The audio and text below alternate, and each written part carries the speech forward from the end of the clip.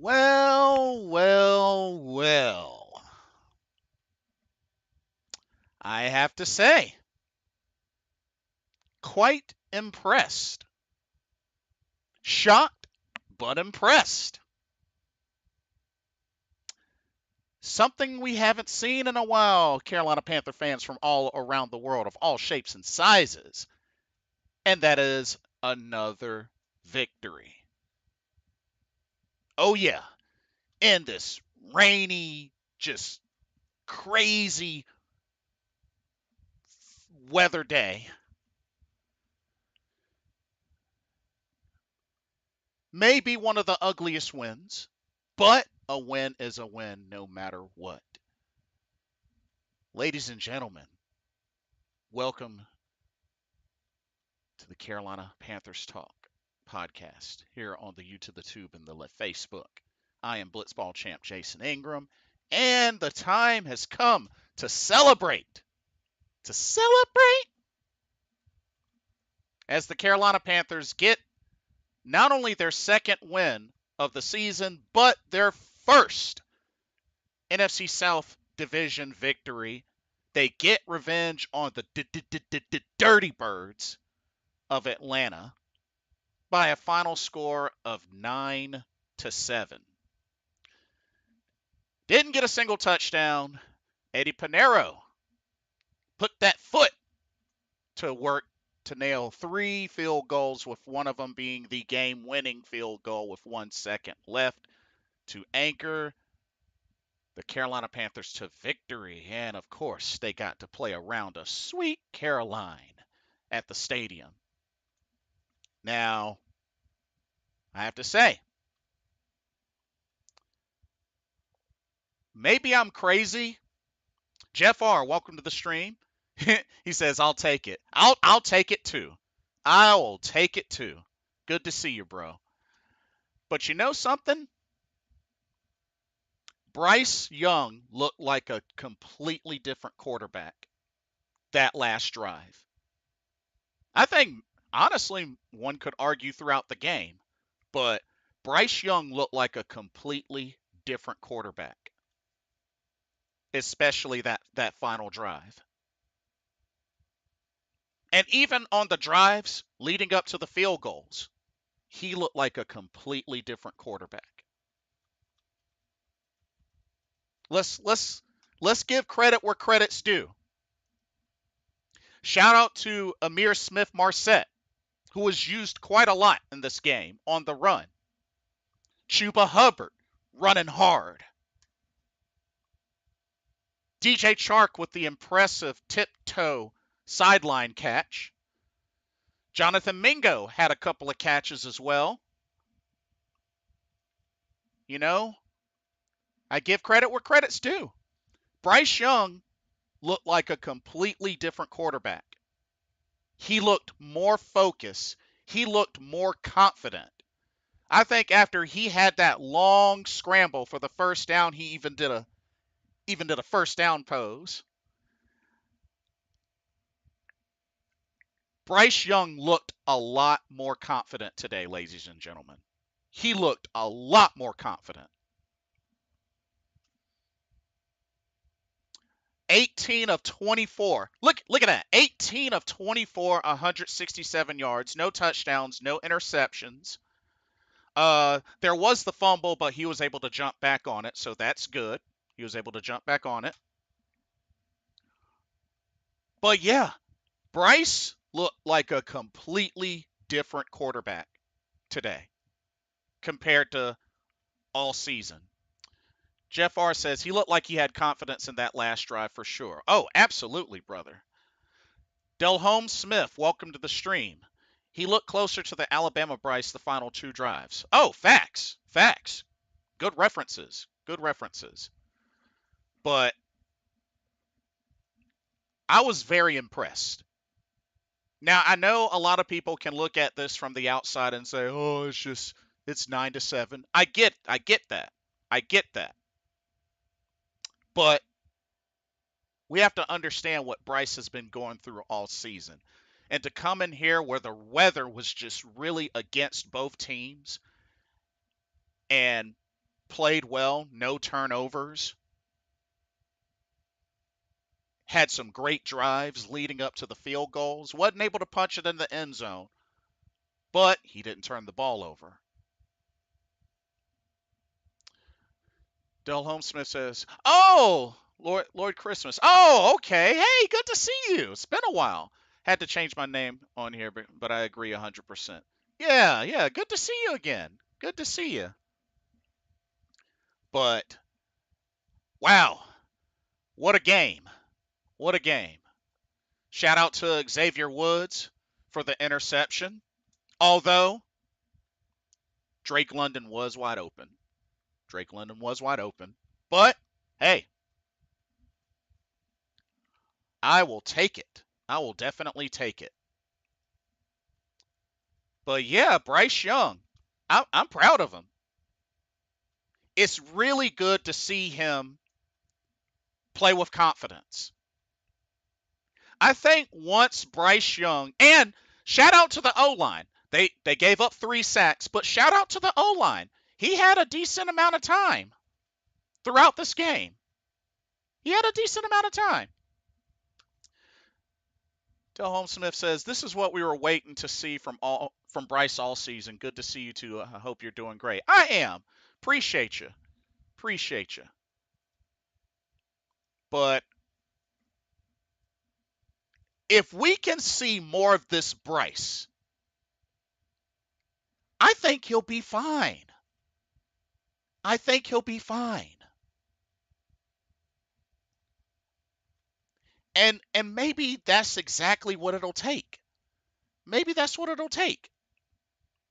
Because you have to think, in the Texans game, Bryce didn't turn the ball over. He got sacked 6 times, but Bryce didn't turn the ball over in the Texans game that we won. I think as long as Bryce can play a turnover-free game, I think he'll start getting better and better from that standpoint and build some consistency. Mr. Gemini, welcome to the stream. A W, let's go. Indeed. Indeed. Like I said, very low scoring, but hey, help disrupt the Falcons' chances at a playoff spot. But I really liked what I saw out of Bryce. Like I said, the stats weren't big, but the man threw some good passes. The O-line gave him time. Mr. Gemini says Bryce was sorry until that last. No. Come on, bro. 18 of 24, 167. Yeah, I understand he didn't throw any touchdowns, but he didn't turn over the ball. He made some good throws. Because remember, 3 of those drives led to field goals. Come on now, let's give him a little more credit. Just a little more credit compared to how he has been doing all season. Come on, Gemini, let's give him a little more credit. This may have been the best that we've seen of Bryce all season. Now, to point out the last drive, yeah, great last drive, but honestly, he played a good game. He didn't turn the ball over, and he played with confidence, especially after making that long scramble. Played with confidence today. And you have to remember, when he doesn't turn the ball over, the 2 victories that we've gotten, including today, he hasn't turned the ball over. So we got to give him a little credit. And I say that because he's going to be our guy for a while.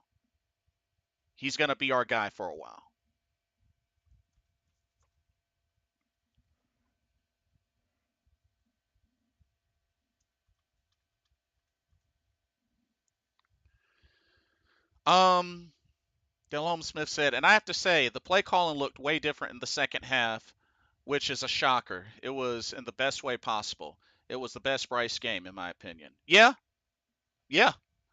Mr. Gemini said he made some good throws, but he was way off on some too. He was, especially on a few of the incompletions. but he was 18 of 24. 18 of 24, which means he only 6 misses. And not to mention one of those was a drop by Thielen in the end zone. So 18 of 24 is not bad. Not bad at all. Colonel, welcome to the stream. Let's go. Let's go. Mr. Gemini said, yeah, I agree. He didn't turn the ball over and played with confidence. Yeah. And I really feel like the more that we see that from Bryce, I think he'll be fine. We just need to see more. We need to see more. I agree that we definitely need to see more of this type of play from Bryce. And I think if we see more of that from Bryce, I think the stats will start piling up a little more just in due time. Chuba Hubbard. Chuba ran hard today, so Chuba looked good. Amir Smith-Marset looked really good. And like I said, Xavier Woods with the interception in the red zone, that was very impressive. Mr. Jeremiah said, but he did drive us into field goal position though, along with Chuba. Yeah, oh yeah. Like, I totally get it. We had 3 drives that resulted in field goals. I mean, we got to do better. We definitely got to do better. But points nonetheless. And in this game, it was a rough game. Like I said, it was an ugly game. Let's keep it real. It was an ugly game. I'm not disputing that. But the win counts the same as a blowout win. But I have to say, the drives this game, especially, the last few drives and even the scoring drives with field goals, Bryce looked very confident. Very confident.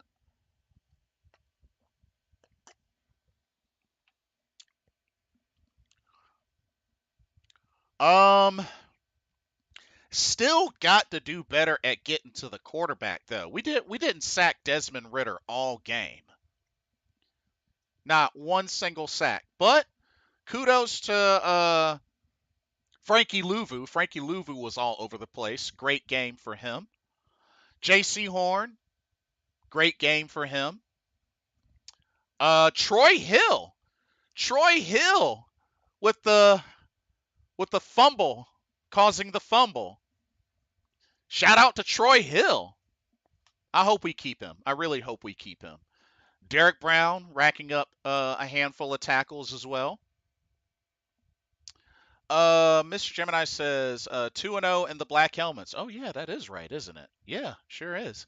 The announcer even said he looks confident, too. Facts. Facts. But, yeah, just, the defense, like I said, defense only gave up the 1 touchdown in the second quarter. But, hey, the defense, once again, no points in the second half. What a lights-out performance in the second half by the Carolina Panthers defense, keeping Atlanta out of field goals and out of the end zone. So kudos to them, and getting 2 turnovers, or 2 takeaways, but getting 2 takeaways. So, hey, really, really awesome. Well played.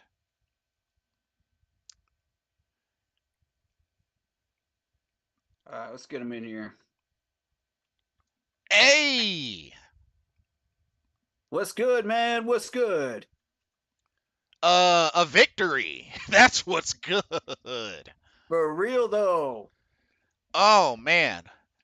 Bro. You guys know the tradition. I already played some Sweet Caroline on my stream. Bro. Bryce Young looked so confident. That's what happens when you give him what he needs. Like, you give him the protection he needs, he's going to get it done. Made some great throws. Dude, the catch from Chark. Oh, my God. What a catch, man. Like, he caught that on his tippy toes. Woo. I was like, what? I was thinking, oh, man, that's incomplete. And then the ref was like, catch. I was like, what? Wow. I was shocked. I I did thought his not feet were, expect that to be a I thought catch. his feet were off the ground, and then they showed the replay, and I was just like, "What? His tippy toes are on the ground? What, Literally tippy toe catch. bruh?" Oh man. Um That weather was a factor, and it caused a bunch of fumbles. yeah, dude, Troy Hill with the forced fumble. My man Troy Hill. That was Let's one go, that Troy. was one of the guys you called before we picked him up. That was one of the guys you called. Indeed, indeed. I told y'all, Troy is balling out this year. Indeed. But yeah, got himself a forced He, fumble. Xavier Woods with the interception. Although London was open, but hey, that's on Ritter. interesting thing is he was looking right at him when he threw the pick. Yeah, yeah, And it was tough to turn his body that direction to make that throw, right. on the run.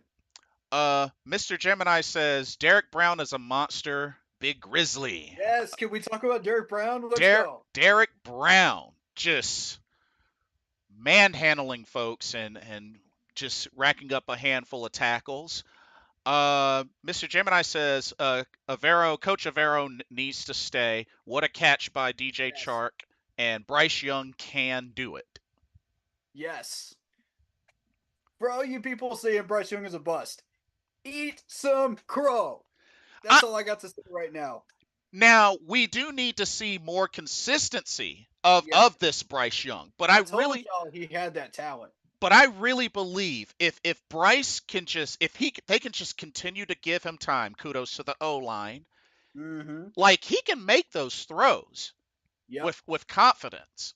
18 of 24, only 6 incompletions. He That's needs not to get a bad. quarterback coach that can help him see the field, as Right. far as where to throw it, where not to throw it. He needs a good quarterback coach. That's why I want Ken Dorsey, because Hmm. Ken Dorsey was Cam Newton's head quarterback coach. This dude could do double duty. He could come in here, run this offense, and teach Bryce at the same time, just like he taught Cam Newton. Yeah.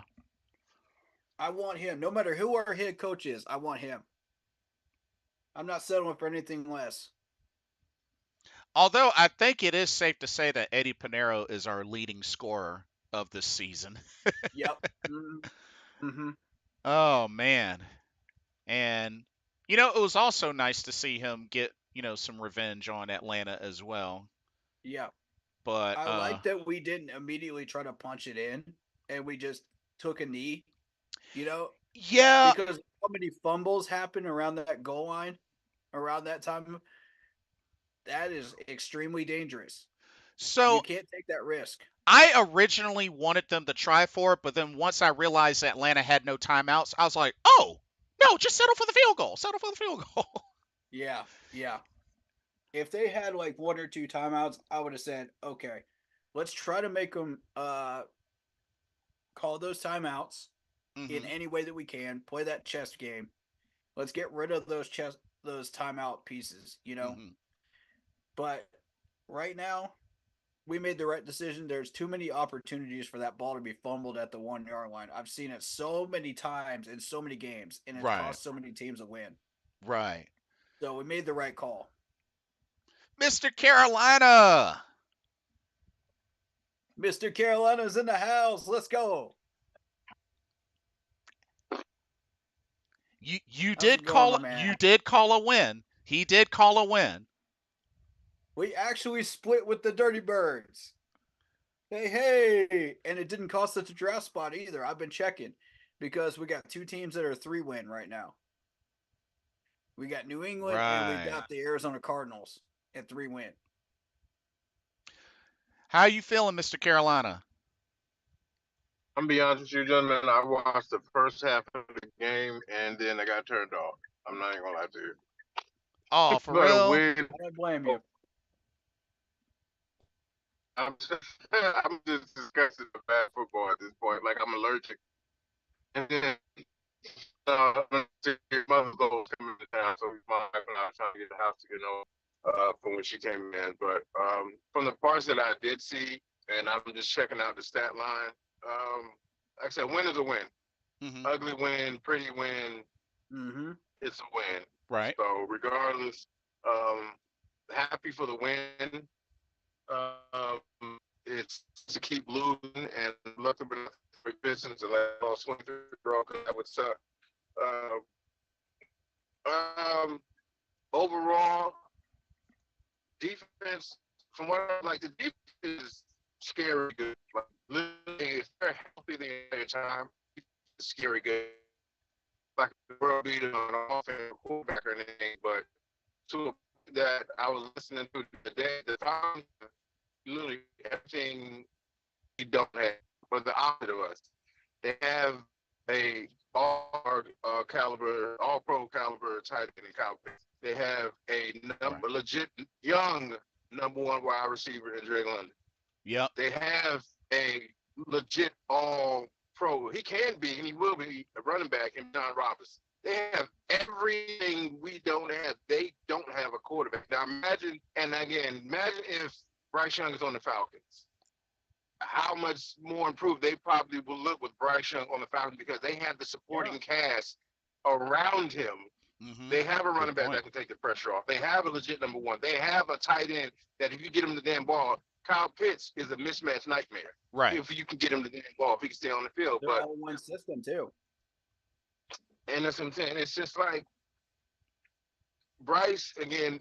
Even in the condition that we're playing now, I didn't expect him to set the world on fire because it's like I don't know, it's throwing down here in Virginia. So Hmm. and I was looking at the game, so I was like, Jesus Christ, that's a game that offensive linemen, running backs love because Right. I know for the most part we're going to run it down your throat because you're going to be on skates. Yep. We Mm-hmm. know the entire time. So again, he's making my point. Schuba got off. Yep. Sure did. Schuba got off again. Miles didn't, I know the conditions. I'm so unfortunately he didn't go off today. Again, I'm still riding high off the last week when he had that nice run. Hmm. He didn't go off today. But again, Schuba keeps making my point of why he should be RB1 moving forward because he shows the patience, the tenacity, and the willingness to find the hole, get downhill, and do what he's supposed to do. Hmm. We, gentlemen, if we do nothing else this offseason, if Bryson, I'm saying, I'm still holding out hope for the young man. If he's a quarterback going forward, which he should be, Hmm. get that man got daggone number one receiver. I don't give a shit if you have to overpay T. Higgins. Get him a legit wide receiver. And I wonder if y'all can answer me this question. What's So I up? know my service is about to go out. I'm in a bad area. Why the hell is DJ Chark still on the field? He's not in the plans going forward. He's not stretching the field. He's not number one, number two, number three receiver on this team. Why is he still getting reps over? I don't Because know they're they're not having padding no his plans. resume to get it to send him somewhere else. He ain't padding shit because he looks like shit. He's not doing anything. He His had resume is he We're had the one he had the one tip toe catch. yeah. besides Plus, that. we're Right. running Besides him on bad routes too. that, I'll give him that. But for the most part, he's had some bad drops too. True. Like That's True. true. he's Fair. had some bad drops. This is And true. if you're trying to pad your resume, you can't have them trying to drops on your resume, dude. Right. You can't Fair. like the legit wide receivers. And I'm not saying your point is not valid because it's a valid point for it. I'm just saying Mm-hmm. if we're bringing you in to pad something, we're bringing you in to be that person. The next team is going to look at you like, well, you can't stay on the field, and when you are on the field, you're dropping deep balls, and that's supposed to be your specialty. Like Right. that's what we brought you here to do, and you're not even doing that on a team that has no legit number one wide receiver. Right. So How what are many you deep doing? balls are we actually scheming though? Not a lot, and I get where you're coming from, but even when you get that's the point where his opportunity. If you have an opportunity to do it, and you know there's not going to be a lot of them, you got Right. to seize that opportunity. Yeah, he's That's right. If I know true. if I know we're not throwing the ball down a lot, the ones I do get, I have to be laser focused Right. on making sure I catch this ball. Now, has all passes been on point? No, but Bryce has dropped a few in there that okay, it was like, yo, if it was a T Higgins, if it was a Steve Smith, if it They're not was. going to drop those. They're not. That's what I'm saying. That's my point, bro. They're not going to drop those passes because they True. want it more. True. They want it. I want to see us this offseason just focus on don't worry about the defense because the defense has already proven like we're Gucci over here. Get us Oh yeah. a linebacker, another well, if Shaq comes back, we don't know, but the defense don't touch the defense. Whatever you got to do, bring Ezra back. I don't give a damn if you got to make him the head coach or something. That defense Facts. should not be touched Keep Facts. as many of those defensive at players as all. we can. He has held that defensive. He has held that defense together Yes. with spit gum super glue. I don't give a damn what you want to call it. And he They're says completely in chemistry with each other. Indeed. they're in sync. The offense. That's what I'm saying. It's sad though, fellas. And I know I'm trying to get this out before my service goes out. Mm-hmm. The thing that it is our offense has looked so bad. I look more forward to watching the defense play, fellas, than I do the offense. I And that's agree. terrible. I look forward to when you know what I'm saying? I look forward to when the defense gets on the field. I'm like, Derek Brown is a savage, complete savage. And I take back some of the stuff I said about him because at first I was like, oh God, is he ever going to pan out? Derek Brown is a savage. Oh, Can't absolutely. nobody tell me different. Facts. Pay that Absolutely. man. Pay that man Hey, that right man. now. Don't let him get out the building, please. You heard Defense. the man. I don't say you let Louisville come back. You get us either Shaq comes back, and I hope when he's healthy, he's good, or get us a young middle linebacker. Mm-hmm. Secondary, I would say let them stay healthy. Our defense, don't touch it. Don't touch it. Bring in a few pieces. Don't touch the defense. Offensive line, your heavy focus should be on either guards and number one wide receiver. That should be Yeah. the first pick, Let's get or as well. that should be the number one priority in free agency. Offensive line, weapons. That is it. I can agree with that. Nothing else. I can agree with that. Indeed. You know what I'm saying? That's just my assessment of watch. I said I'm not gonna say I didn't watch it because I did peek my head and I was getting yelled at because my wife says I wasn't focused. But I did peek my head and every now and then look at the TV. It was like, okay. And again, just fix the offense. Let's let Bryce get this. Let him get the year. Don't sit him because he needs to learn. Get the year under your belt. Mm-hmm. Take your lumps. Next year, when you have an offseason, I know it's going to be a new coach, possibly a new coordinator, Right. but let him get that time to say, let me take my lumps right now. That way, come year 2, I know what and what not to do because I've had it my ass kicked my entire first year. Right. I've looked bad. I've looked okay. I've looked halfway decent. Mm-hmm. Give that man his offseason. Put the proper pieces around him. And I want to see Bryce Young with a head coach that believes in him, one offensive coordinator in his ear, Mm-hmm. and an actual legitimate young number one receiver. And hell, I know it might be a pipe dream. I want Mike Evans. Bro, thank you. Thank you. Want Mike Evans. I want Mike Evans. Thank I you. just do. Mike Evans is a beast. Mike Evans is a dog. Dude, that would really give him a number one receiver for the next 5 years at minimum because he's only 30. Yeah, he's only 30. That 5 years. That 5 years is a number one receiver. Oh, if Tampa Bay doesn't bring him back, that better be our number one target. If Tampa Bay doesn't re-sign him, that better be our number one target. Throw the bag at him. Throw the bag at Mike Evans. Hell, throw the bag at T. Higgins. Throw the bag at him too. Just say, hey, we're going to bring you to Carolina. You are going to be the unequivocal number one. Nobody's challenging you. We're going to feed you until you throw up. We need a number one. Personally, I would say go for Mike Evans and either get a T. Higgins or a Hollywood Brown. Yes. Whatever we get, it has to be in the same system and it has to work together. It has to be chemistry. Oh, it has to be good. Oh, they'll make it work.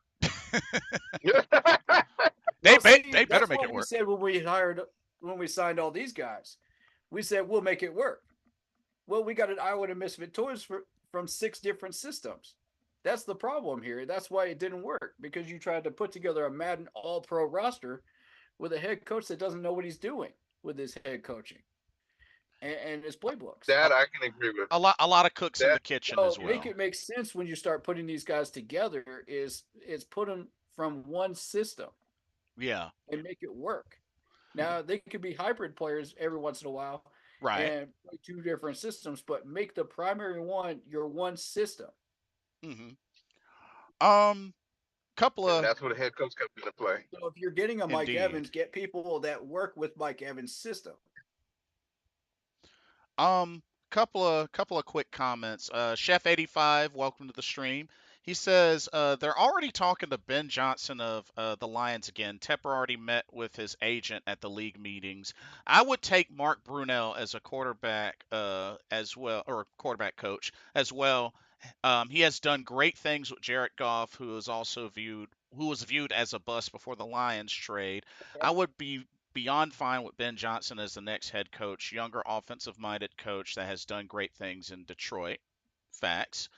Um, I'll start with the quarterback coach here because Pat O'Hara worked with Tannehill, and Pat O'Hara turned Tannehill completely around. This dude was doing nothing in Miami before he went to Tennessee. Pat O'Hara wouldn't be a bad choice either. Yeah, but Ben Johnson. Getting back to Ben Johnson, our people, in our organization have already been telling Ben Johnson's people over there what's been going on as far as what Tepper's been doing, his ownership and everything. And if I'm Ben Johnson, I'm thinking, okay, I'm going to take that into an interview and not say anything, but be professional and just keep all that in mind. Right. So when I get asked about stuff like that, be like, okay, you know, Yeah. it's going Which to is go which into the which is decision making fair. process with Ben. He What doesn't have to sign on that dotted line immediately. He's going to be thinking twice with all that info. Yeah, but Tepper's definitely seems to be gunning for him. I mean, as like a top target for sure, which I'm sure other teams owners are going to look at as It's well. up to Ben Johnson in that case to not run his mouth and say, "Oh, well, these assistants told me XYZ about what Tepper's been doing," but keep his mouth shut and be like, "Okay, well, Yeah. if that's how it's going to be, then um, I'm not taking this job until you keep your hand out of cookie jar and let me do what I'm supposed to do as a head coach. Do we have a deal?" That's how you handle that professionally without spilling the beans. Um, let's see. Yeah, I want that written down on paper because I can tell you anything with Facts. my mouth, and then I'm gonna come Facts. out and do right behind your back. Oh yeah, I know I told you that in our interview, but this is Uh really huh. what I'm. If it's on paper, you can Yeah. sue him. That's a good You can point. call him out on it. That's a really good point. Jeff R says, "Give Derek Brown a blank check, please." Yes, Facts. Hey, Pay that man as much as he wants. Him and Frankie Woo Woo both. Pay them both. because the thing is, good premier DTs are hard to come by. That's a and he's fact right showing, there. and he has come even on the Edro system. Like he's embraced this defensive scheme that Edro has going on. He's Right. Yep. embraced. Cool, no worries. I can pressure from here. I can pressure from here. One person cannot block that man. Hell, two people at this point cannot block Derek Brown because he's just strong. He's like just Facts. get country strong. Get out of my way. I'm going to get you your running back or your quarterback. So yeah, pay that man. But I said yes. Any head coach that we're going to interview, I would have said, look, put in my clause. You hmm do not come down here and interfere with what I'm doing. Because the moment Facts. you start meddling and telling me what to do, I've lost the locker room. Right. I've Mm-hmm. lost all credibility.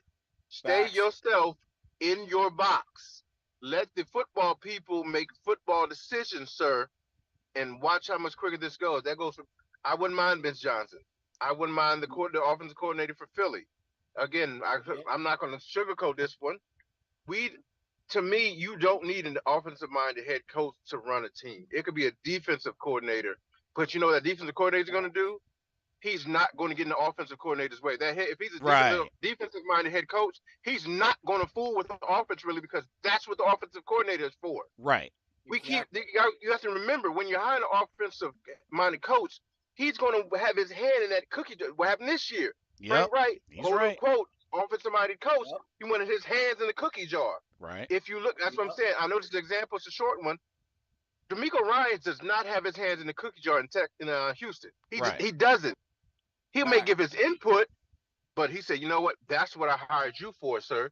Do your job because I know it's going to look good on you. We Exactly. just need Facts. to get a head coach in here that is, again, I say this, fellas, a leader of men will get out of his damn way. Your job as a head coach is to oversee everything, to make sure everything's going according to plan. If you Every have to put aspect. your little every aspect, yes, make sure you're just okay. Special teams, defense, okay, offense, okay, the water boy, the towels, okay, all right, we cool, we good. Make sure I'm managing the game properly. Hmm. Frank was Mhm. trying to do too much on offense, and it caught up with him. But again, Frank's problem. Oh, I think we lost him. I think we lost him. But yeah, Frank's problem, I think I know where he's going with that is Frank didn't have the knowledge, of what he wanted to do with this offense. Right. Coaches, Right. and there's a respect level from owner to GM to head coach to players. Frank in his stops in Indy and here never got that rolling because nobody Right. really respected what Frank Wright was doing back to Indianapolis. And Jeff Saturday is a Hall of Fame center. He's a Hall of Fame player. For him Right. to Uh-huh. come out and say, like, this shit was terrible here in Indy, that means you were a terrible head coach because you didn't establish any type of culture. And then for Facts. them to have a Hunger Games mentality here in Charlotte, like, fellas, I think we lost him again. never Yeah. dealt with Oh, this there here he in Carolina. goes. Going behind the head coach's back and texting the owner, like none of that. What's up? Yeah. Seems very wishy-washy. Yeah. Yeah, it just sounds like it sounds iffy, from what he's doing. That's what I'm saying. If you don't have that respect from the top down, Hmm. it's not going to work. That's what I'm saying. These guys, and I hate to be right about it, but I know I was. When you stop believing and respecting the coach, you stop wanting to play for him. They Hmm. stopped believing and respecting Frank Wright, so they did no longer wanted to play for him. Mm. Yep. They was just there. It was just Yep. I'm going through the motions type thing because I know I still got to collect a check Right. on Monday or Sunday. I still got to go do it, and I still got to make myself look good because I might be auditioning for another team. But the next head coach that comes in here, understand they have to understand, like I said, what keep pounding means. Yep. They have to understand and they have to establish our identity from day one, not day Yep. 90, Right. not day 180, day Right. one. This is who we are, but I understand what that culture of keep pounding means to this organization and to the Hmm. city. And again, that number one point that I said, if any head coach comes in here, David Tepper, please stay your ass in that Yes. box. Hmm. Stay your Exactly. ass Stay up in your there. I lane. want it. I want it on paper, so that way I agree. Make it official. down here, I have some words, or I'm going to sue your ass. I want it on paper. I don't want your words that, oh, I'm going to stay out of the way. I think that's it, dude. I don't want no, just leave that in the car. So That's I'm not talking about enough. something. Yeah. Yeah. No, like just I want it on paper. I don't want you meddling in my business. I don't want you coming down here telling me who to draft, when to draft him, who to play. Facts. Don't tell me about no footwork. Stay your ass over there because you know nothing about football. Facts. Let, Hmm. let me do my job. Sit up there in your box with your wife and watch me work because Hmm. that's what I'm here to do. That's just my 2 cents on it. Put that in the clause. I'm just Yep. saying if he wants this organization to get back. Now, again, next year, I know we're not going to be the greatest because, again, we still have a rookie quarterback, new head coach, but I want us to at least show progress. Like, just be better Facts. than we were this year. I know we're not competing Right. for a Super Bowl next year, but goddamn it, at least make the offense complement the defense better. That's all I'm asking. Facts. Right. Let the offense at least stop going 3 and out. Let us stop looking vanilla. Let us sustain drives. Hell, let us put up more than 9 points in a win. I know it Yeah. was raining. Yep. I know it was raining. But I'm just Um, saying I something. gotta throw this one thing. Just I'm gonna go slightly off subject, just slightly. I have to throw this All in right. here. I got a couple points to add to his. Zach Wilson was 4 of 11 today, and the Dallas Cowboys just clinched a playoff spot. Hey, Kimberly Martin, are Zach Wilson and Dak Prescott still pretty much the same? You still believe that? Ooh, Oh, You throw you that you shade. you, oh, she's you, a, you still she's believe Throw a that? that oh shade. oh she is done. Oh my God. Just What? because you got a media badge and a camera does not make you an expert at this game. Not, Okay. not at all. Hey Not at Kim, all. you still believe that? I And then the shade she threw on Cam, I was like, are you was serious? like, Like dang. the man gave his opinion because he's an all-pro quarterback. He's an Yeah. MVP. He's allowed to give his opinion, and you worry Facts. about his wardrobe. And didn't you call him compare the man to somebody tweeting from their mom's basement, knowing you Hey, c- not even dissing a he's never played. quarterback. We're talking about her dissing a quarterback that's had 30,000 yards passing and 5,000 yards rushing. Okay, Right. And an Yeah, MVP. And an four MVP. thousand yards passing, 4,000 yards passing in his rookie season. What exactly. Yes. are you kidding? Like, Who are ma'am, you you? should just. Who are And then you you're on to a say those panel. things? Yeah, you're on a panel with a guy again. That was a. I love Ryan Clark because Hmm. he just. If y'all didn't catch it, he didn't disrespect, but he just put it into perspective. He was just like, you're on a panel with a guy that went to a HBCU that was primarily a basketball player. You're on a panel with a guy that was for his career a career backup. Yep.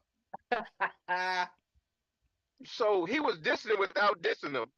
It was like, do you realize Oh, you're talking about these guys and you're talking about Cam, you're sitting with these guys, but you're talking about a man that these guys were never able to touch, not even once. And Cam in his prime, and that's the thing with folks who don't realize, Cam in his prime was untouchable. Untouchable. Cam was just a beast in his prime. Like, what? I just say for you to come out your mouth and say something that ignorant, and I love Cameron's response. He didn't disrespect her either, because he could have. Yeah, he He didn't could have. disrespect her either. He just mhm. broke down what he meant by when he said game manager and game changer. He didn't That say these men response was couldn't make plays. beautiful.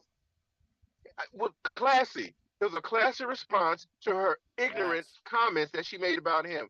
That's what you Played on can screen just. for you guys later.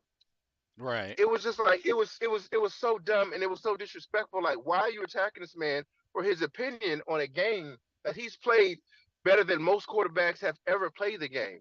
Cam Facts. Newton, as much as people hate him, it's like we remember, like Ryan Clark put it his best. We remember Cam Newton's lows, but people rarely want to recall his highs.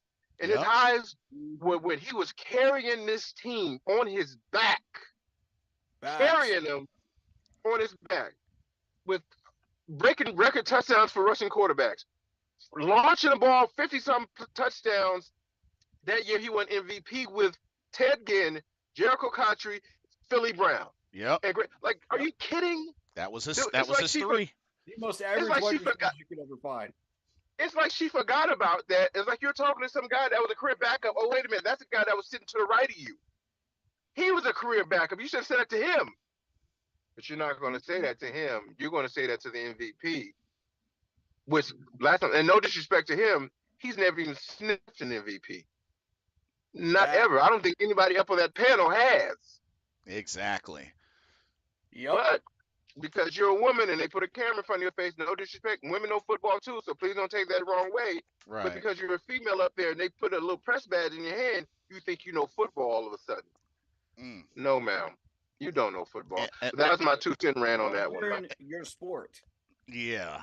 But then she took it up a notch by saying Zach Wilson and Dak Prescott Please are know pretty your much quarterback the playing the same game. Like, what thing. A is Like that? quarterback that in the same. in the few Oh, she years was Zach high. in the few years that Zach Wilson's been playing, he's been benched like three There's no times. What the way. heck? She was high. She was high. Give Oh me. my I'll try to god. jump back on here in a minute, fellas. I'll be right back though. All right, we'll be here. All right. Oh my goodness! Like you can't make this stuff up. You can't make this I'll play stuff up. that audio later on for you guys. Oh my god! I But know. Have you played it for your stream yet? which audio? The Cam Newton response. Oh yeah, yeah. Oh yeah, you have. Okay, I haven't played for mine yet. I'll do Oh, it oh, later. the response to. Oh no, not Yeah. that one. Not that one. Nah. All right, we'll do it later. Okay. I kind Um. of respond and add a couple of things. One, when you're talking about um, oh, Bill Belichick understands his team, and he's in such in sync with his team that he actually understands everything that they're doing. Uh huh. And Cam Newton said that too, because he was in the organization, he was watching them, and Bill Belichick would have this whole idea of how they're reacting to things in their personal lives and how it affects their game. Right. He was that in tune. That's the type of coach I want. Is somebody that's going to be in tune with this entire locker room to the point where they understand what's going on. I don't know that you can get to that point with any of the coaches out there because nobody really does that to the Hmm. degree that he does. But I want that type of coach. I don't want Bill himself, but I want that type of coach that does that. Which is fair. Yeah. Definitely fair. Um. Got a few more comments. Just a few more. Delome Smith says, "Is it time to get a Derek Brown jersey?" Hey, why not? Um. Chef 85 says, "Just saying it was documented. Will happen or not? Who knows? At least is not a 71-year-old Reich. Well, 62, but I see what you're saying. 62. But yeah. I said no. I get the exaggeration though. Yeah. Damien, welcome to the stream. He says, as a Bears fan, this hurts worse than a punch in the gut, but glad y'all finally win another game. Y'all deserve it. Appreciate you. Thank you. Appreciate that. Wait, didn't they beat the Browns? No, y'all beat the. Oh no, they didn't. No, they didn't. Oh man, last time I was watching, they were winning. I I thought. I was watching the last minute of that while Mr. Carolina was talking, and they threw a Hail Mary pass, and it went out of the hands of a Bears wide receiver and into the hands of a Browns defender. Oh, they And he scored. took it out of the end zone and took a knee at the one Oh, the to Browns scored win scored on the 13 last unanswered. second. The Browns scored 13 unanswered points in the fourth quarter. Ah, that yeah. Ouch. That's Dang. gotta hurt if you're that wide receiver, man. Dang, that That's sucks. gotta hurt. Oh well. Um, Sea Dog says weak win. I'm not gonna repeat that word, but weak win. Hey, it's a win. What are Yeah, you complaining about, Sea Dog? yeah, it's a win. What are you complaining It, about, it's a bro? We it's a haven't won ugly in one, but it is ages. a win. We were on a 6-game losing streak, dog. What do you wait? Seriously? You're gonna complain about that? I mean, ugly win, but a win that still counts. Yes. It still counts in the record book and it doesn't hurt our draft pick. I'm not Yeah, complaining about it either. but looking at the team stats. So the team stats. Let me go back to here. And by the way, I was keeping an eye on the Bucks and the Saints as well. The Bucks actually looked a little bit more convincing as division leaders Yeah, they today won today. Apparently Baker Mayfield against was Green lights Bay. out today. And the Saints looked a little sloppy. The Falcons looked a little sloppy. Now, Hmm. granted, it was a rainy game. Right. Uh, both of these teams are starting to drop off a little bit and letting Tampa take over. That's why I Yeah. said if Atlanta wants this, they better wake up today. Oh, so a couple of updates. So the Jets and the Titans are officially eliminated. The Cowboys just clinched. Okay. So they clinched the playoff spot. So the I can see Cowboys, the Cowboys going one round where they beat. an NFC South team, Yeah, but that would be about it. They might surprise Detroit, but Detroit just put up 42-17 against Denver and recovered. So I no yeah. longer see that. But you got four NFC teams with 10 wins right We'll now. see how Philly does on Monday. Right. But yeah, But four San teams in the, Fran, does San Fran have? Oh, the they're beating the Cardinals right now, 14-10. yeah, they're still playing, So I'm and just keeping an eye on those. Dallas is playing right now against the Bills.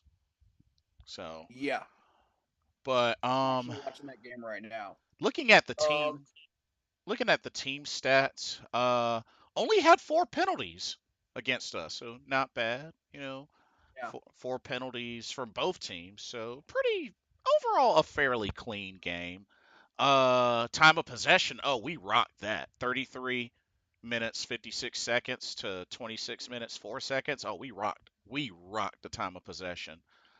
Um, One thing that I actually saw some progression in. Now I remember the second thing I was going to say. Um, Please excuse the extra sound. That was ESPN. Um,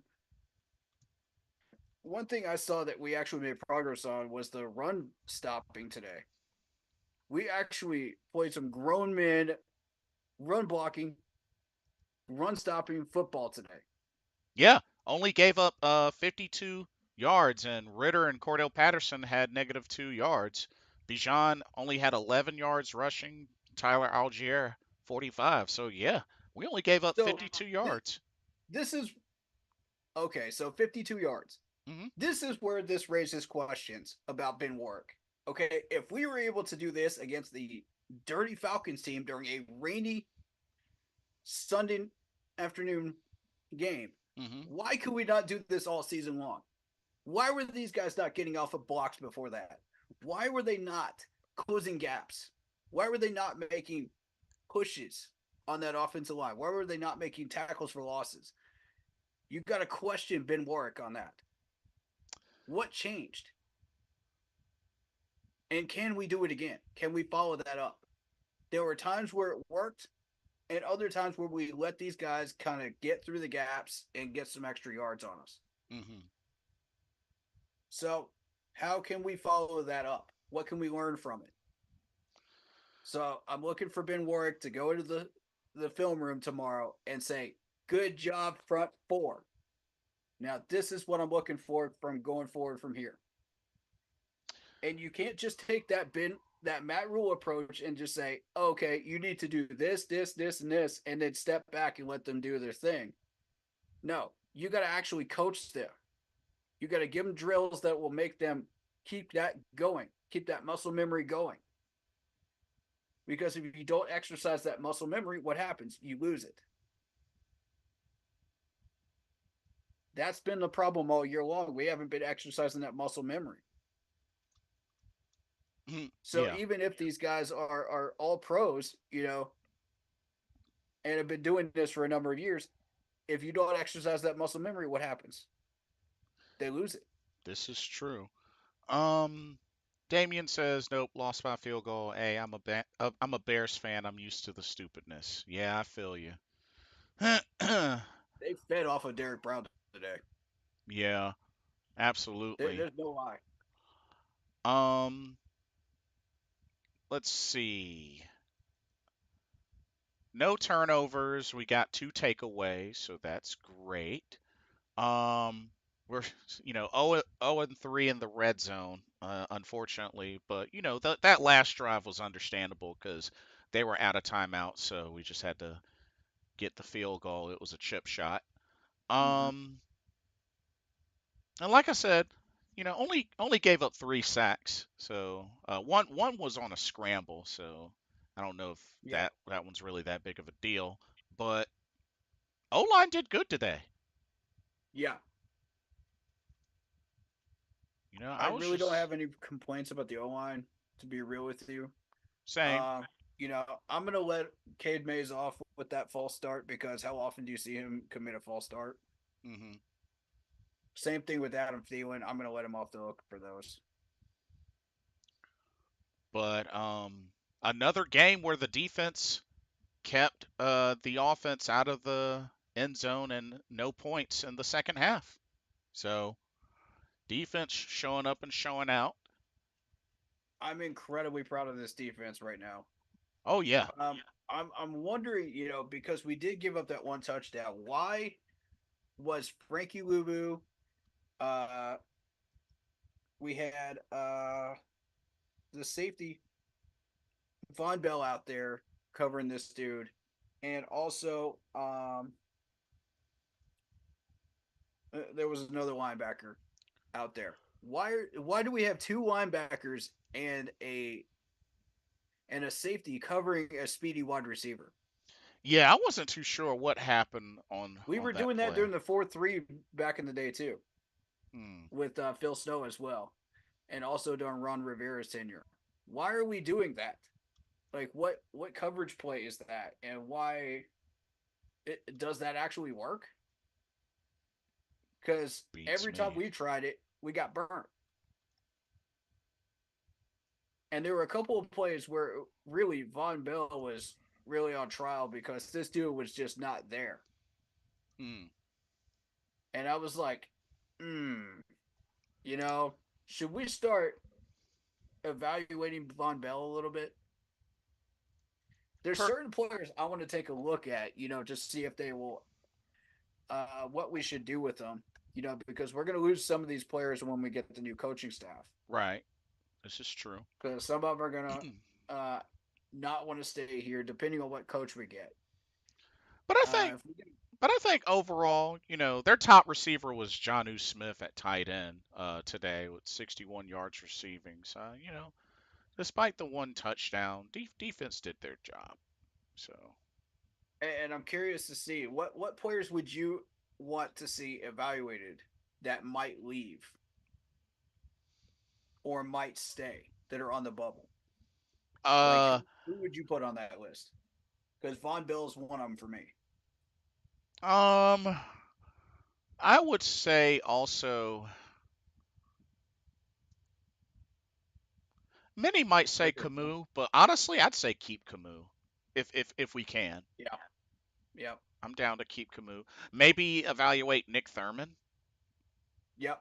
Nick Thurman looked good today. Yeah. I was very impressed. But where has he been all year? Have we I played want to him? say in rotation. I'm glad you brought him up because I was wondering about that. Yeah, I want to say rotation piece, I but would have eventually brought that up at some point. it looks like J.C. Horn may finish the season strong. You know. And I like that we're getting Mr. Number 11 involved with the counterplays and stuff like that. Oh, Smith Marset. Yeah, Yeah. Mr. Smith Marset, we're finally getting him involved on this offense. Yeah. That was And it could be really to pad cool. his resume, you know, because he might be one of those players that might leave. True. I don't know who's under contract, who isn't. So I'll have to double check that. Um, But let's see. We dominated in time of possession. yes. Uh, 17 first downs to their 12 first downs. Mm-hmm. I mean, for the most part, just it was just really nice to see Bryce Young look confident out there, make some good throws, get it downfield. O line did a great job overall with protection. Chuba Hubbard running hard, defense playing lights out. I mean, in such a heavy raining game, did what they needed I to. got a few stats for you. Yeah, what's up? So I'm looking at the highest passer, the highest rushing, and the highest receiving, Hmm. and comparing them to the first time we played Atlanta, and this was in the dome. We actually surpassed that. Did we? Bryce Young's highest passing yards were 167 versus 146 in the first week. Oh. Chuba Hubbard actually outgained Sanders, Right. 87 yards versus 72. Right. And Thielen this time around was 43 reception yards versus Hurst, who had 41. Hmm. That was Interesting. the highest on our team at the time Wow. versus today. So Yeah. just a little bit of interesting info to throw Oh, in there. absolutely. Absolutely. But we lost that first game 24-10. True. I think that was one of the other differences is, I mean, we got a The two touchdown that game. fumbles, because they weren't able to pass in this game. Yeah. But I think really just I remember what they were talking about emphasizing running the ball in a game like this, and definitely we did that. And and like I said, Chuba ran hard, and the O line just with the good overall protection. I was kind of bummed we didn't get a single sack on Desmond Ritter. I was hoping for at least We one. almost got one. Right. It was so close. But then we forced a bad throw. So True. That is true. I'll take it.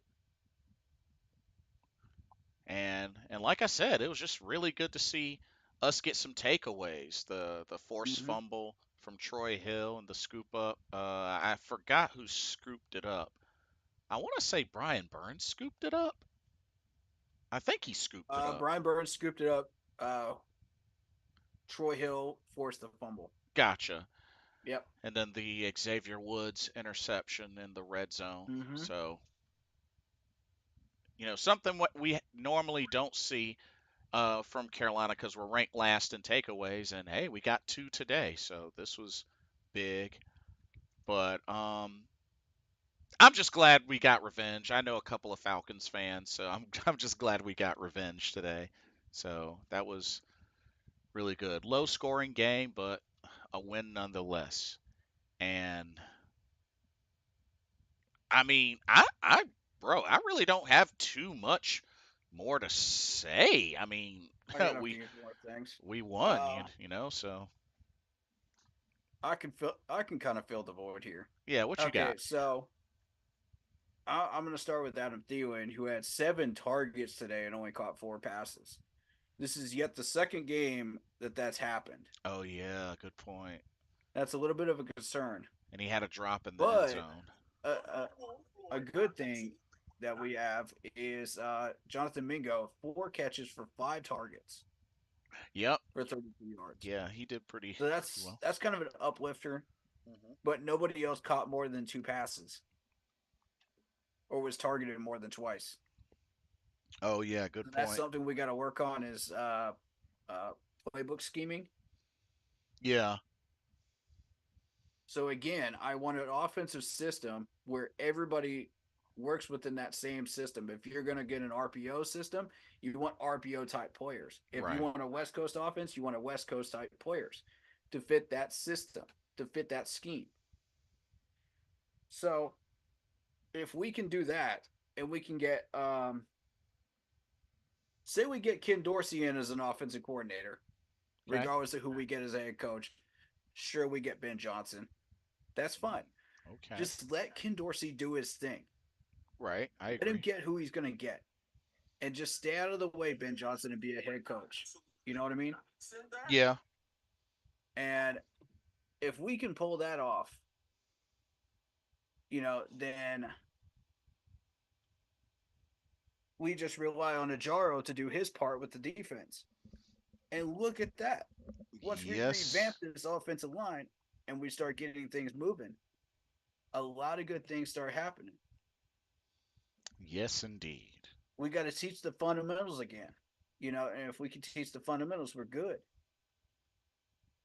You know, um, there's some things that we could do to fix this team. I feel like, and it all starts with hiring the right head coach. Hmm. I, which offensive lineman would you keep if you're going to keep any?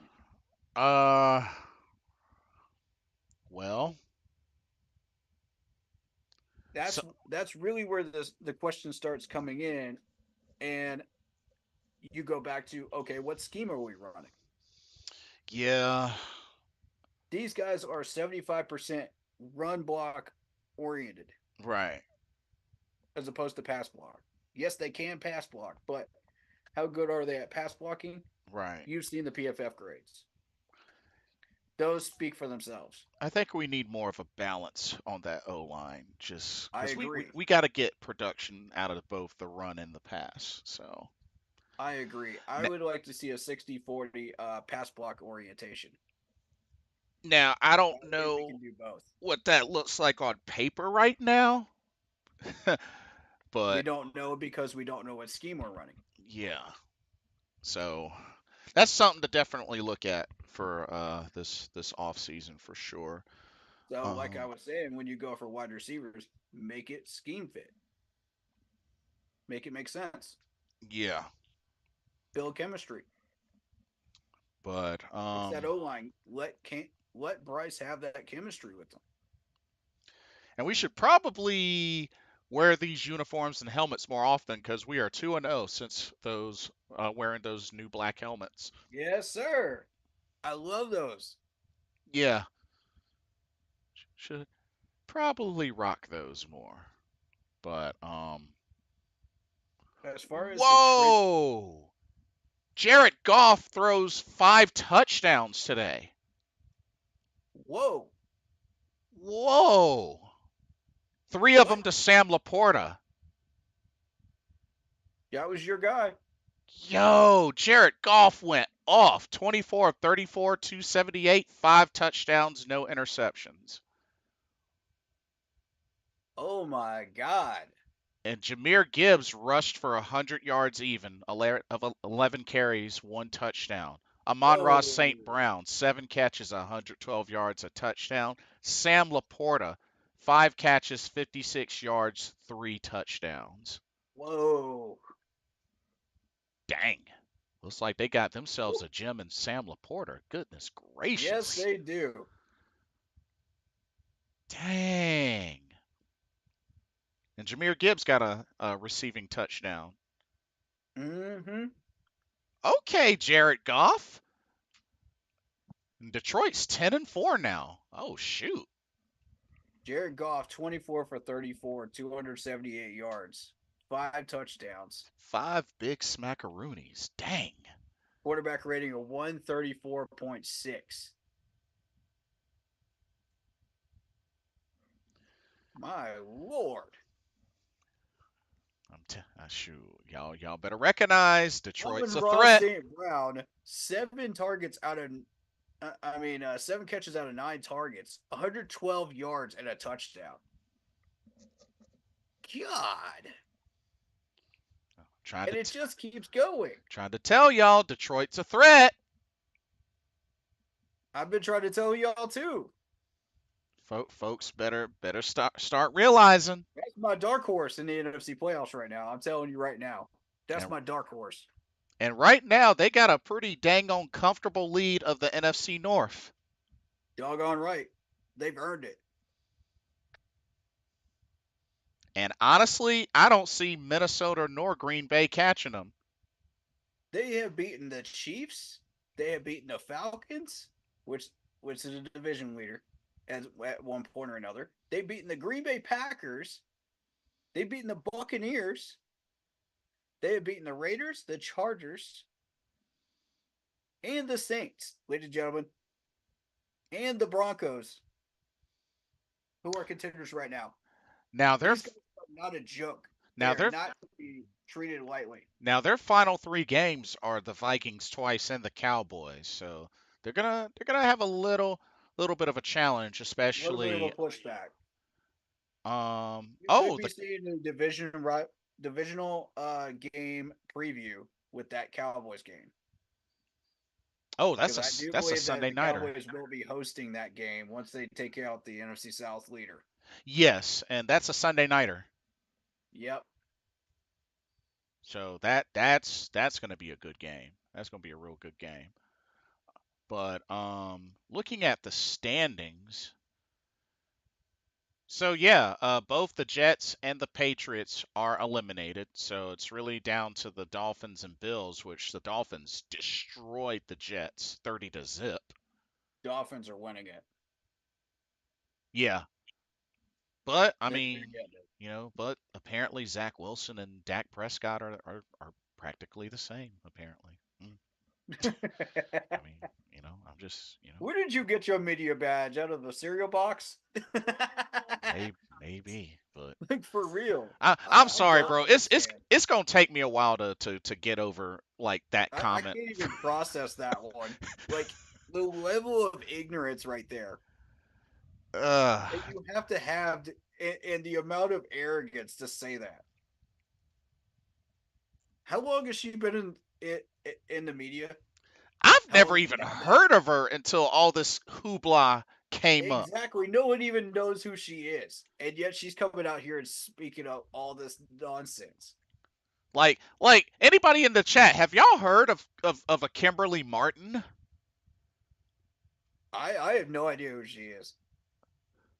Like, This is totally new to me. I'm stumped because yeah, I don't know. Does she have a Twitter or Instagram or something? I Cause don't know. This is. Are y'all starting to see what I'm talking about with the media? Like they're just handing out media badges and cameras like it's candy. And these people don't understand what they're even reporting on. Yet they want to come into these press conferences and ask the same question somebody else has asked in a different way about 20 million freaking times and expect to get a different answer. I mean, here's your freaking clue. Use some ingenuity, ask something else. hmm I watch this constantly, press conference after press conference after press conference. And I'm like, really? yeah, Just go back to your editor and say you've got nothing. Just go back and find another job. This is seriously, not the right fit for you. seriously. If you can't show at least some ingenuity, come on. Good luck with that. I know, Um, right? but yeah, I do agree. Dolphins, I'm pretty sure will win the AFC East. And that's not to say I don't respect some media people. It's Right, just the majority of them I don't. which is understandable. Yeah. Um, AFC North. Well, the Browns won, the Bengals won, the Ravens. I mean, Mm. I don't know. Like, see, the thing about the Inconsistency out AFC there. North, even the Steelers could make wild card, and they're Steelers seven and just got seven.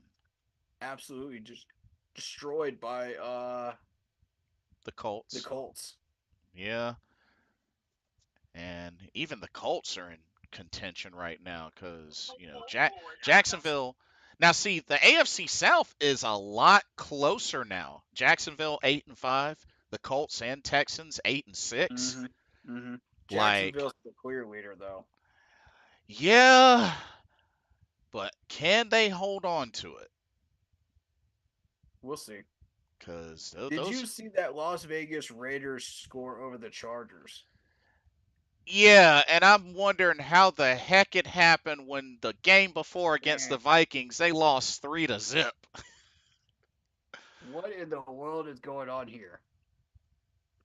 Yeah, I'm Since gonna when have did to y'all find a 63-point offense? talk to my We dad haven't been about doing that anything all year. because my dad's a Raiders fan. I'm gonna have to hit him up about that. I got a few people that are as well. Oh, for real? Uh huh. Oh man, O'Connell went 20 for 34, 248 yards and 4 touchdowns. This dude went off. dang. Who the who even is this? Aiden O'Connell Not a name that from rings a bell. Purdue. He's a round four pick 135 in 2023. Oh, interesting. Yeah, so he's 6'3", 210. For anybody worried about size, I had to throw that in there. Right, right.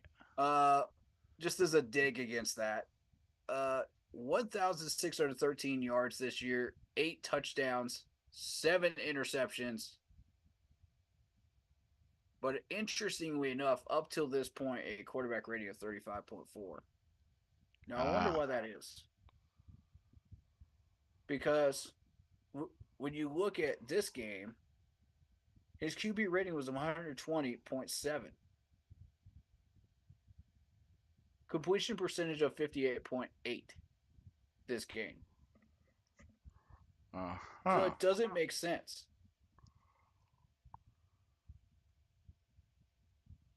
It It's a really little doesn't. strange. But let's see. Um,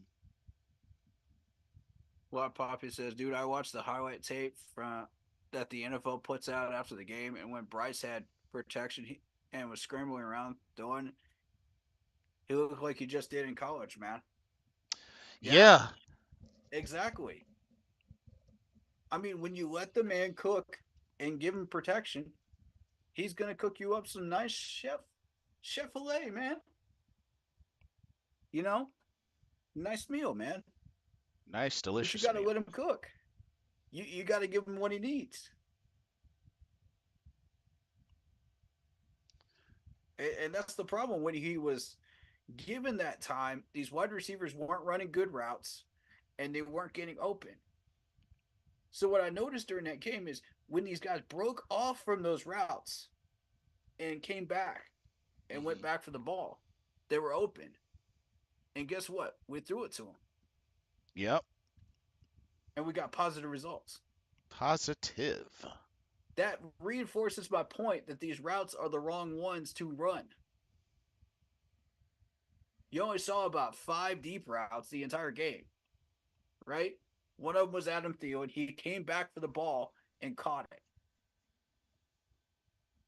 These corners are not very good. These secondary people are not very good. Not as good as everybody's touting them to be. Which is fair. But yes, at times when you have man on man coverage, yes, they can be very good if you match them up properly. And that's what Atlanta has not been doing. They haven't been matching them up properly. Like you had AJ Terrell with that dumb pass interference penalty, which he's been doing that over the past 2 or 3 years, where he's been pass interfering, Oh yeah, that is a and fair point. I'm not happy with that as a AJ Terrell fan. You know, he needs to clean that up out of his game. He would be so much better if he'd clean that up, and people would really take him seriously as a top 10 corner at that point. Hmm. But if you match him up and you don't give him safety help, and the wide receiver breaks off and comes back, it's a wrap. He doesn't have closing speed. Oh, And AJ props Terrell to doesn't Adam have Thielen for closing speed. recognizing that.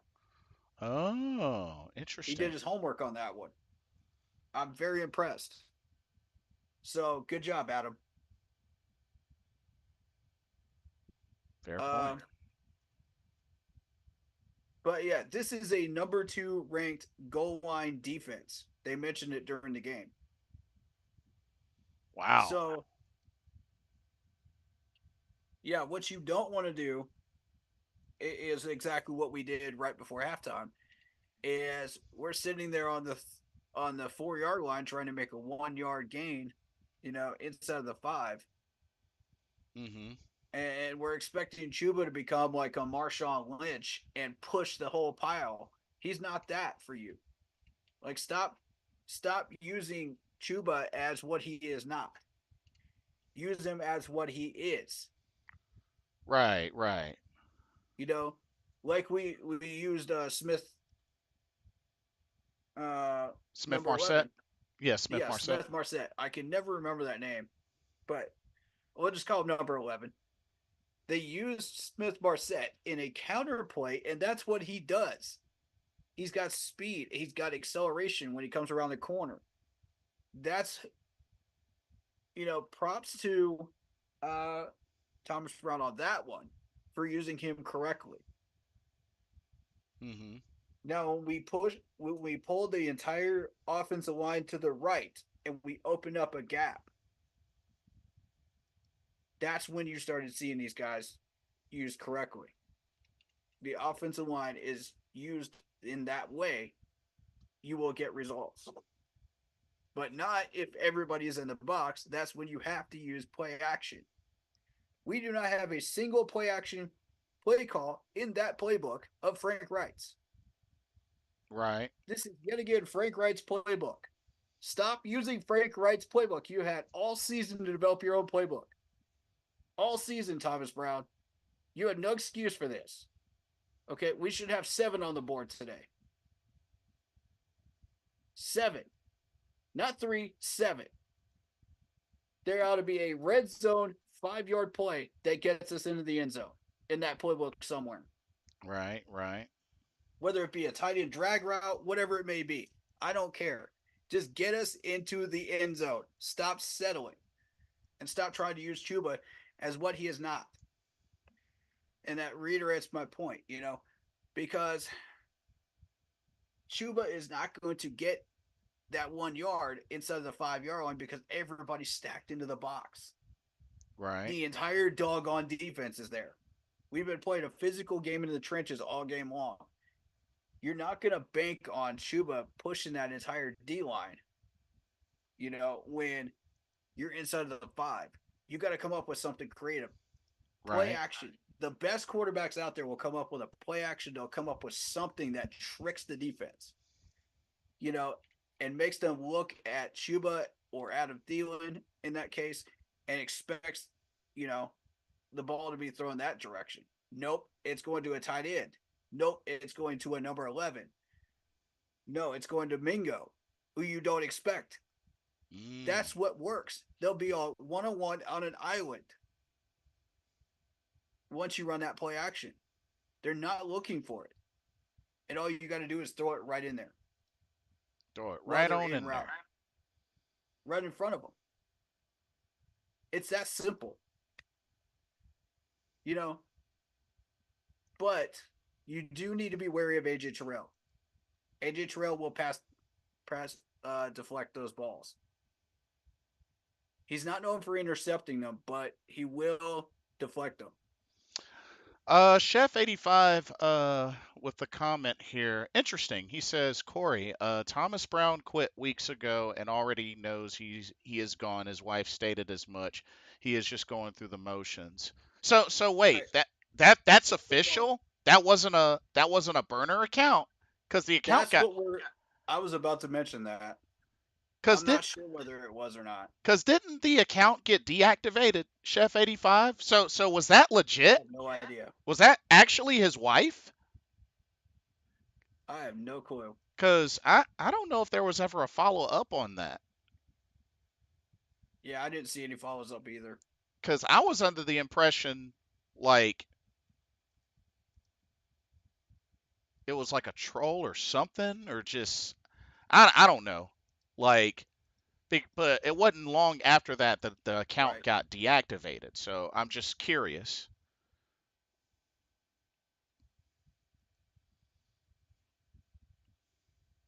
Yeah. Plus, yes, he's probably going to be fired at the end of the year. I wouldn't doubt it.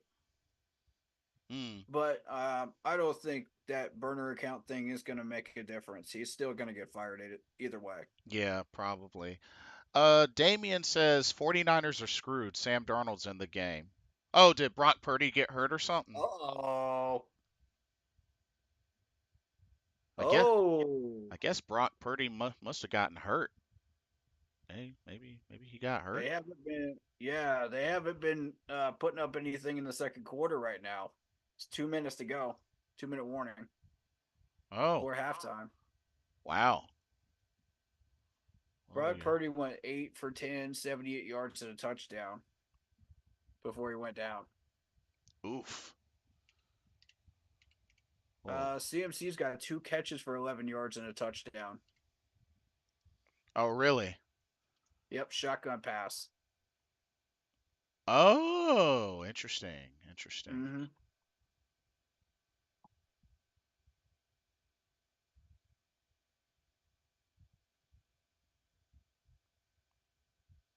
Oh, San Fran scored. Oh, they just scored? Oh, snap. Uh-huh. So, no, Brock's in. Brock's in. They gave him credit for that. 9 for 11. They just updated it on ESPN. Oh, okay. Brock's in. Yeah, Oh, okay. Okay, Brock's so back. he's in. Oh, okay. I guess false alarm. Yep. That's interesting, though, that you point that out, that that's his backup.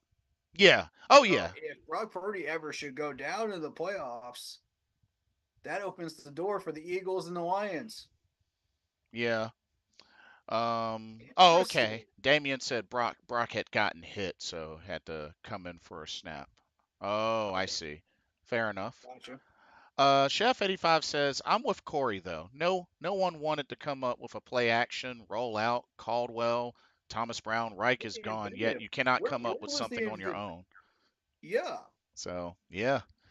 Where was the inventiveness? There was none. It's the same old boring plays that we see each week. I want to see some creativeness. Yeah, they started busting out the jet sweeps for Let's see Smith some wheel Marset, routes. Let's see but that's some. about it. I saw a few slant plays, and I'm like, yeah, that's basic. Show me some wheel routes. Show me some crazy stuff that KC's been doing with Patrick Mahomes. Show me something like that. That's what I want to see. That shows me you can be inventive. That shows me you can adapt. Hmm. And in the NFL, if you don't adapt, you are left behind. Period.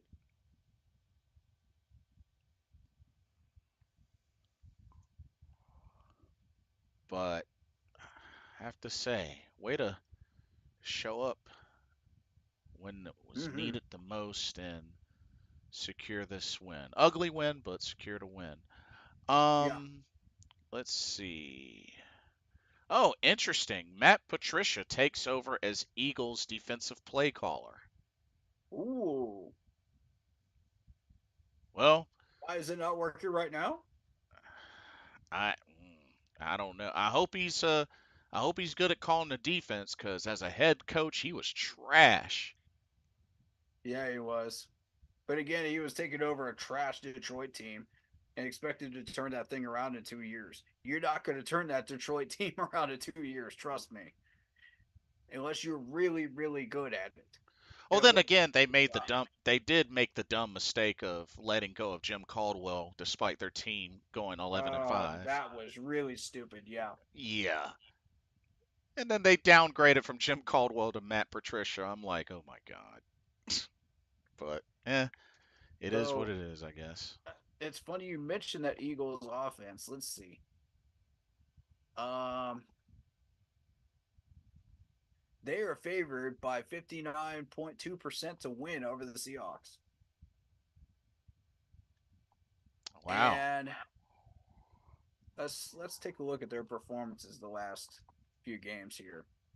They lost to the Niners 42-19. They lost to the Cowboys 33-13. But I mean, these are two really, really good defenses. You can't just toss this offensive coordinator out just because you didn't do anything against those two defenses. Oh, heads up. They gave Chris Tabor the game ball. Oh, okay. Cool. Yep.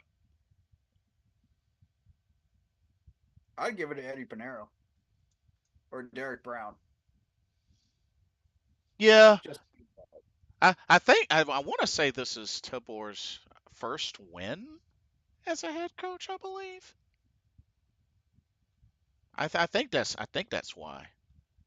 That's my guess. Oh Lord. Baker Mayfield becomes the first visiting quarterback ever with a perfect passer rating at Lambeau Field. But yet you couldn't do jack for us. Urgh. mismanagement of the players. I've been Yeah. harping on it every single week. Yeah, that's true. It's coaching. Ew. I've been trying to tell y'all. Yeah, This you is are right further though. proof. I Yeah. knew Baker Mayfield had that talent in him.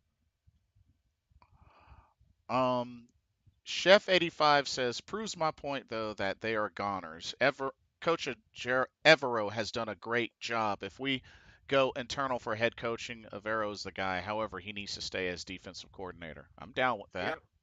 Yep. Yeah. Um, Super Trebo, welcome to the stream. He says, I hope Panthers win at least two more games just to rub it in the Bears fans' face. They've been talking smack Oh my about one God. pick. Dang. I mean, They have been talking some serious smack though, yeah, that's fair. but it's Uh, not unwarranted. Damien says that's messed up that Eagles have to deal with Patricia as coaching the defense and possibly no Hurts tomorrow. I did hear about that. I did. Jalen Hurts might The not. Eagles, you guys just sabotage yourselves. They might not be. He might not be good to play tomorrow. Ooh. Eagles, you guys just sabotage yourselves. Who's their backup? Let me see Here who comes their the backup Niners. is. Who's Niners the? are going to Super Bowl. Oh, their backup, I guess, is Marcus Mariota. Well, uh, eh, y'all might be able to do a little bit of something with Marcus Mariota. Maybe a little something Maybe. something. Maybe. Maybe.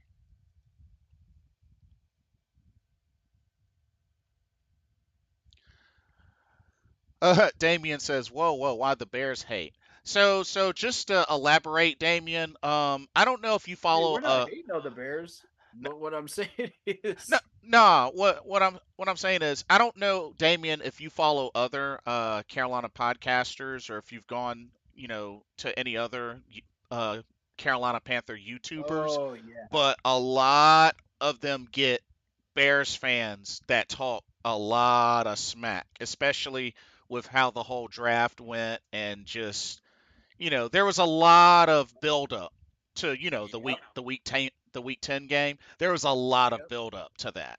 So that's what I believe Super Trebo's referring to, and I get it because there has been a lot of trash talking and even back and forth when it came to that particular game. So that's what I believe he's talking about. I could be wrong though. Mm-hmm.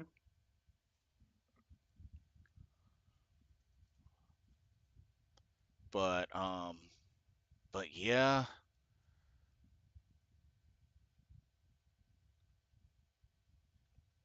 But man, that weather was definitely quite a kicker That was, today. yeah, it was. I don't think people understand if you've never tried to kick a wet football in rainy weather, it is like kicking a brick. But you know what? I gotta give credit to Chris Tabor. After the Falcons had that kickoff that went out of bounds, they started having Camus do kickoffs for their team. Just the short squib kicks, make sure it doesn't go out of bounds. Yeah, You know what? That was smart. smart. That was smart. Plus, you never know because there's been fumbles in this game too. Yes, yes, indeed. So, You might see one on special teams, and you might be able to capitalize. yep. So smart. That was very smart. I also like. What did you think of the defensive player that kicked that? Camus? Yeah, Camus. Uh, Definitely not who I expected, but I mean, not Did you bad. hear the reasoning on that? Uh-uh. It's because you wanted an extra defensive player, that can possibly make a play Oh, that's a on the good ball. point. That's a good point, considering. So if you're kicking a squid ball, and you get a fumble, you got an extra big body that can maybe land on that ball and get it for you. Yeah, That's actually smart, Christopher. Credit to him, man. Smart move. yeah, I did not expect that from him. That's why he's the best special teams coach out there, ladies and gentlemen. Very ingenuitive. and it makes sense too because if all you have left is to beat the kicker, I mean that's typically Mm-hmm. easier to do than another defensive player. So no, that makes sense. Plus, plus we had our punter hurt, during the last game. against the Saints. Oh yeah, on So the punt block. Yeah. yeah, so that makes it even more of an interesting move here, and it made even more sense. But I think a lot of people forget that this man can actually throw the ball too, Mr. Hecker. Oh yeah, Johnny. Oh yeah. Yeah. Uh huh. I'd like to see a trick play where we use him and just throw it down the field on like a fourth and two or three, and just when we have to go for it, just pretend like you're punting it, and then have him throw like a 7 yard pass and get a first down to somebody that they're not expecting it to go to. Mm. That could be interesting, guys. Like I've been wanting to experiment with that ever since I heard about that. Yeah. So technically, we've got three quarterbacks on our roster. If you think about it, this Oh dude can throw yeah. short passes. Because we did bring back Jake Luton too, right? He's not on the 53 though. Oh, not on the I would 53. like Oh, for the him to. 53 you mean. I'm sorry. I'm sorry.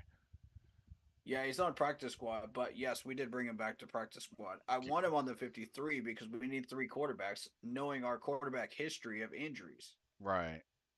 We can't screw around with that anymore. You know, we're we're taking that gamble Mhm. every time we play a game. You know, we don't have this guy to help us out in an emergency situation. Yeah. You're going to sign him up there immediately on game day during the middle of a game? I don't think so. Yes, it takes up an extra roster spot, but we can move somebody down that doesn't need to be up here that we don't get any use out of. Mhm. Oh, You that's know, fair. we got some depth area. You don't want to take it out of somewhere that's extremely thin. Let me see what we've got actually, and I'll suggest somebody. Let's see. Who is Alex Cook? I'm not even Uh, sure who that is. name doesn't ring a He's a bell. safety.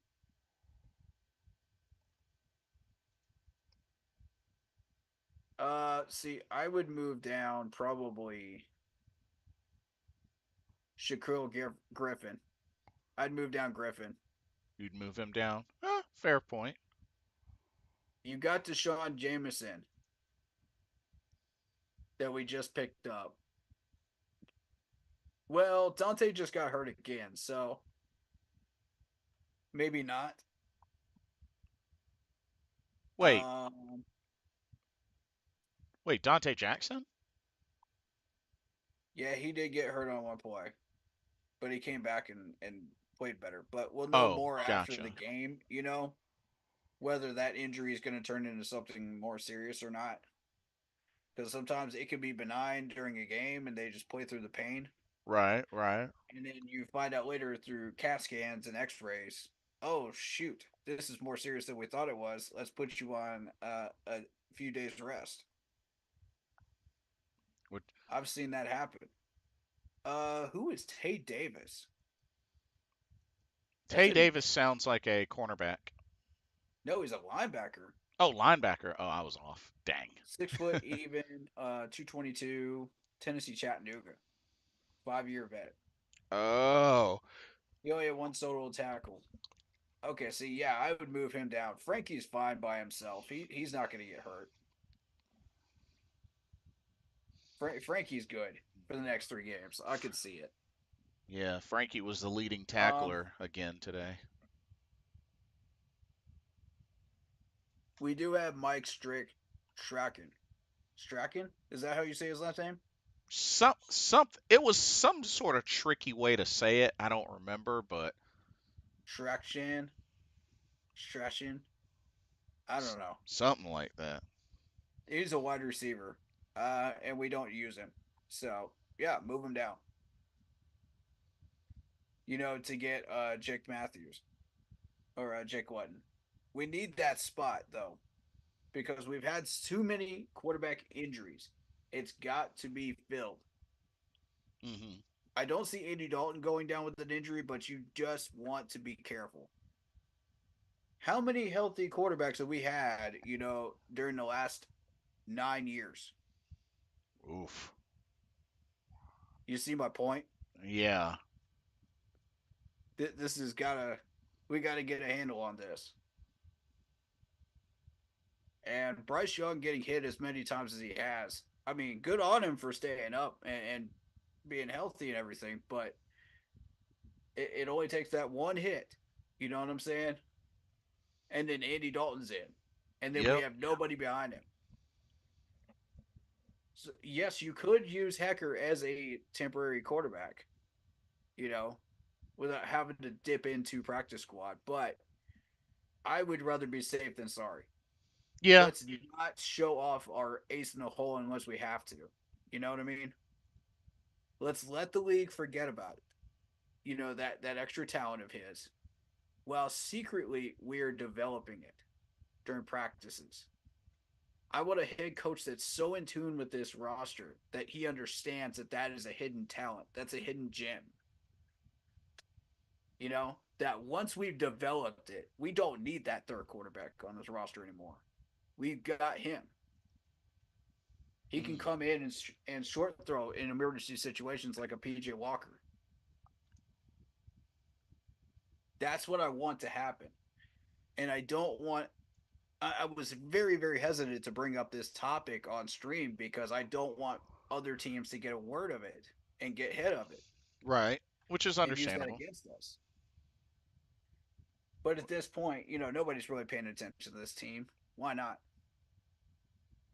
And the fans need to know about this.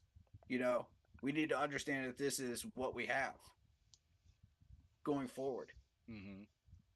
So Hecker is very, very, very valuable. Way more than people think he is. Not just as a punter, but as a backup quarterback.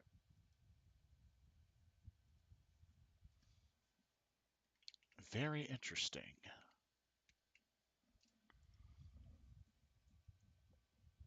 So when Cam alluded to like when they were switching out quarterbacks, at the time, Mm-hmm. I mean, it what if we did that with Chris with Hecker one time in a goal line situation? They won't be looking for it. It'll throw them off guard. Right. You'll have man on man with Chark. You'll have man on man with Mingo. You have man on man with our tight end Steven Sullivan, who Right. made another excellent catch today. By the way, he could catch in the rain. Yeah. He just That he proved that did. to us now. So he has hands, ladies and gentlemen. I want to start experimenting with Steven Sullivan. If I'm a new offensive coordinator, I want to get my hands dirty with this dude. He's able to get out This in is the open. interesting. He's got a little bit of speed on him for a tight end, so that's a I plus. like it. I'm starting to really like this dude. I have to seriously eat crow on Steven Sullivan because I was throwing so much trash at this dude early on. And I said, "Yeah, he's just a practice squad guy. He's not going to be here at the end of the year. Why are we wasting time on him? This, that, and the third." And then I Hmm. see him start catching balls, and I'm like, "Wait a minute, what?" Yeah. He was also dealing with a little bit of injury here and there, but Yeah, but I mean, that's when he was healthy, though. I was still right. throwing some shade. I was like, there's nothing we can do with this dude. You know, Right. I was dead wrong, guys. I was dead wrong. And that proves I can be wrong. I would gladly eat that crow on this one. Because when it helps this franchise, I will gladly eat that crow. Yeah. So if I'm a new offensive coordinator, I'm saying I want to play around with this. I want to mess around with this. I want to see what we can do. Let's put him in some two tight end sets. You know, let's have a little bit of fun here. Oh, snap. The Bills just scored. Yep, I saw it. Uh-oh. Dallas, Bills are just what proving to y'all you doing? guys that they're not to be messed around with either. Dallas, what y'all doing? Well, then again, Dallas is not at home tonight. They're in Buffalo, so Yep. Yeah. Um, let's see. I guess. It is kind of further justification for Eagles fans if you're wanting to move the offensive coordinator. Yeah. But I don't know. The Cowboys do have some weaknesses on defense. It'll be quite a battle. I think I got a bad feeling that the Eagles and Dallas will face each other in the playoffs. I have that Yeah. feeling. And the Eagles are going to win. So They're going to recall that game and they're going to say, wait a minute. I remember what y'all did to us. That's going to get very, very interesting yeah. and worth watching. So And yes, I will actually live react to a few playoff games. You guys just let me know which ones you want to see once we get to that point. I'll do some yeah. polls. So let's see. Well, I mean, Just shall because our we? guys aren't in it, that doesn't mean we can't just like study these guys and learn more about them. So shall we? I guess play back the Cam Newton audio because I know that was something. Yes. Um, Let me see something. And he also did a reaction to the Bryce Young sack by the Saints. Oh, really? Yeah, where there were like 7 people in the backfield. Oh Like man. the audio played for that. I would not like to run that though. That video because it has official gameplay. Understandable. Um, I'm ready for the Cam Newton Um, response. I do not have that up. Um, You that want was me? sent to me. You want me to link it to you? Yes, please, All right. and I'll link you this one.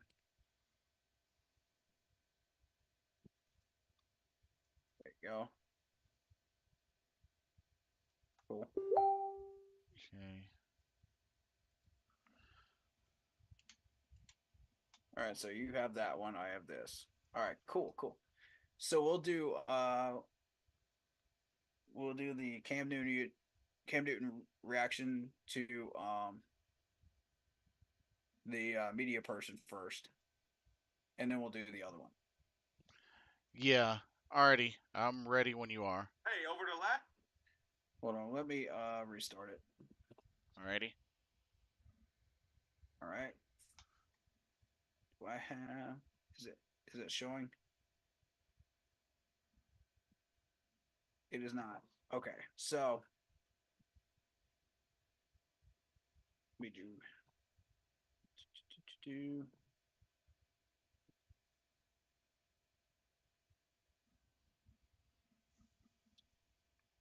this one.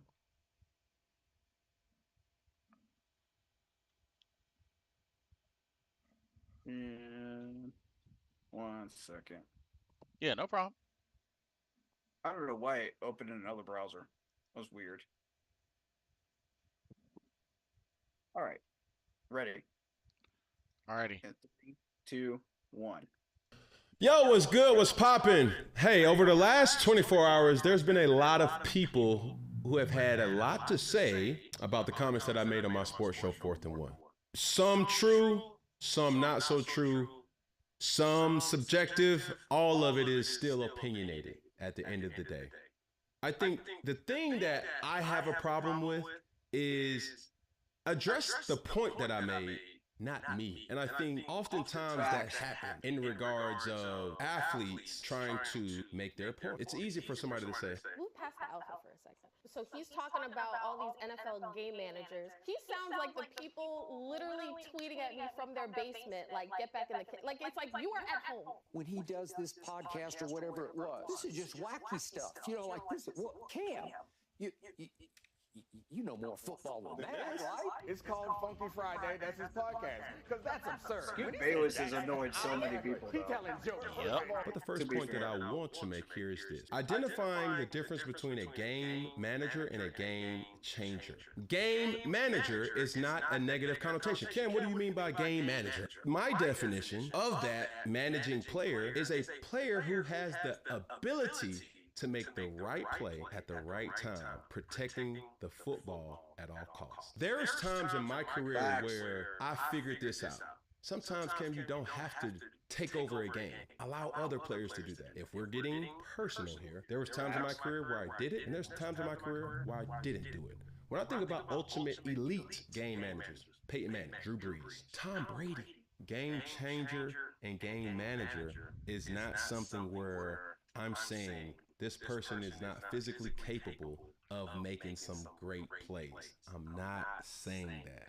A lot of Or people would I am disagree not with that saying that they're definition, not good Right. players. They There's got their own really definition only of it. 3 to potentially 5 game changers in the NFL right now. Aaron Rodgers, Lamar Jackson, Josh Allen, Joe Burrow, Patrick Mahomes. Chris Canty, I Agreed. was listening to what he was having to say, and he Agreed with all used this as an analogy. A game changer is a truck. A game manager is a trailer. A truck pulls a team together and pulls and is the reason why this team is having success. A game manager is merely a trailer that's attached to something to make it go. When I see a I guy like like that. Brock Purdy, yes, did he make hell of a throws? Yes. Is he making elite decisions? Yes, but Good analogy. he's putting it in guys like Debo Samuels and Christian McCaffrey. Like that's the point. When you think about those teams, first thing I think about with the Cowboys is the defense. Is Dak Prescott playing lights out ball right now? Hell yeah. But the first thing I think about is the lights out defense. When I think about the Miami Dolphins, it's Tyreek Hill. It's not Tua. That's not to say Tua's not having a great season. When I think about the 49ers, it's not Brock Purdy. This is Christian McCaffrey, Debo Samuels, that unbelievable defensive line. Kyle Shanahan, who's calling his ass off with just putting the schematics in place. These are guys I fuck with. These are people who I respect. Being a game manager is not something that it's a backhanded compliment. A game changer is this. As an organization going into the offseason, our main pick or our main emphasis on trying to decide a quarterback is, oh man, we got to go find us another A-Rod. The next Patrick Mahomes, Josh Allen, or Lamar Jackson. And I've heard that make a so lot of much from people everybody. feel a certain type of way. Yep. But it's This the is truth. pretty common. I don't see people going into the draft as executives of franchises. They don't say I'm going into the draft to find another Dak Prescott, Brock Purdy, Jared Goff, Tua Tagovailoa. Remove you from that source, and does that team still be successful? Most of those players that Facts. I named, those Preach it, teams Cam. will still be successful in some way, shape, Yep. form. I'm not bashing anybody, Quarterback coaches, but offensive sports media coordinators. outlets have been doing that for years. Why do you say that, Cam? I'm looking at a guy by the name of Burt Mangus, head guy over at ESPN, Norby Williamson. These people have been at ESPN for 29 years, 38 years, speaking Here we on go. topics of sports that is dominated by, obviously, athletes. Now let's go into Fox. Undisputed. That's ran by a guy by the name of Eric Shanks and also Charlie Dixon. 29 years, by the way, that he's been there, and Eric. And 8 years with Fox as well, Charlie Dixon. They've been able to identify this merit that when I do it, it's a problem. But when the major networks do it, oh, that's just how it goes. So when I sit up here and I make a bold statement or speak on something which I actually lived, it's like discredited him. He don't know. He's just mad. No. I'm not going for that. And I'm not going to keep going for that. When you got major networks still talking Good about on a you, Cam. player who hasn't played in roughly 2.5, 3 years, I mean, who's doing that? And you will want the narrative to be, oh, Cam bitter. Oh, Cam mad. Or Cam hating on Dak. Or Cam hating on Brock. Or Cam Facts. just mad that he not in the... Preach it, Let's Cam. stop that. Lewis, Kimberly, Colin. Like, let's stop that. And most of the people who had their 2 Get that cents to garbage out of say here. something about Cam and his outfit and his hats and his ego and his pride are merely just guys or gals and can be and probably will be replaced. Harsh. But Thank it's you. the truth. People who I've had the utmost respect for that are no longer with major networks. The Sage Steels, the Kerry Champions, the Josina Andersons, the Jalen Roses, the Michael Smiths, the Jamil Hills, the Chris Carters, right? Yep. Because respectfully, before Shannon Sharp, there was Chris Carter. You take Stuart Scott off of ESPN, God rest his soul. It's a different show. You take Shannon Sharp, Eric, off of Undisputed, it's a Which happened. different show. Yep. These guys are game Facts. changers. The reality of it all is I respect all commentators who has an opinion about a game that they've never played. But my issue comes when I start seeing commentators speak about a person who actually played the game and has his opinion to be had. That's my issue. Here I am, no different than anybody else, that the overarching theme is we all want our opinions to matter or want our opinions to be heard. And that's no different than what I've been able to do with my independently owned IP, 4th and 1, Funky Friday, I Am Iconic Live Tour. This has been the content that has been pushed in media. Let's talk about the LeBron, the Cams, the Odell, the Roger Federers, the Serena Williams, the Michael Jordans, the Kobe's, the this, that. And they don't have nothing to justify that outside of, oh, I have a journalism degree. And I'm not saying that that's an issue. But when a person who actually lived it, prepared for it, played it, did it at a high level. Now that's discredited by poking fun at the person himself. Almost to say like, shut the fuck up, you don't know what the hell you're talking about. I'm like, hell, I played 11 years in the NFL. A league MVP, Heisman Trophy winner, 5-star athlete coming out of high school. If anybody can talk about this matter, whether right or wrong, it's still subjective and it's still heavily opinionated. Who can? I mean, let's not be no fools here. We're getting information from people who've never played this game. But at the same time, when I sit up here and say, you know what? Let me say something about the state of football right now, in my opinion.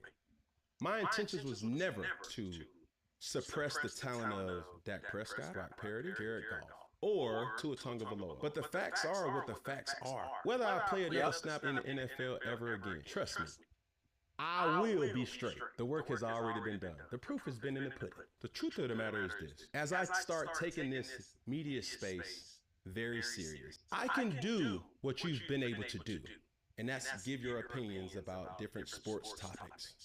The reality is you couldn't do what I did, or in this case, what I did. But when I say stuff like that, oh, that's Cam's ego.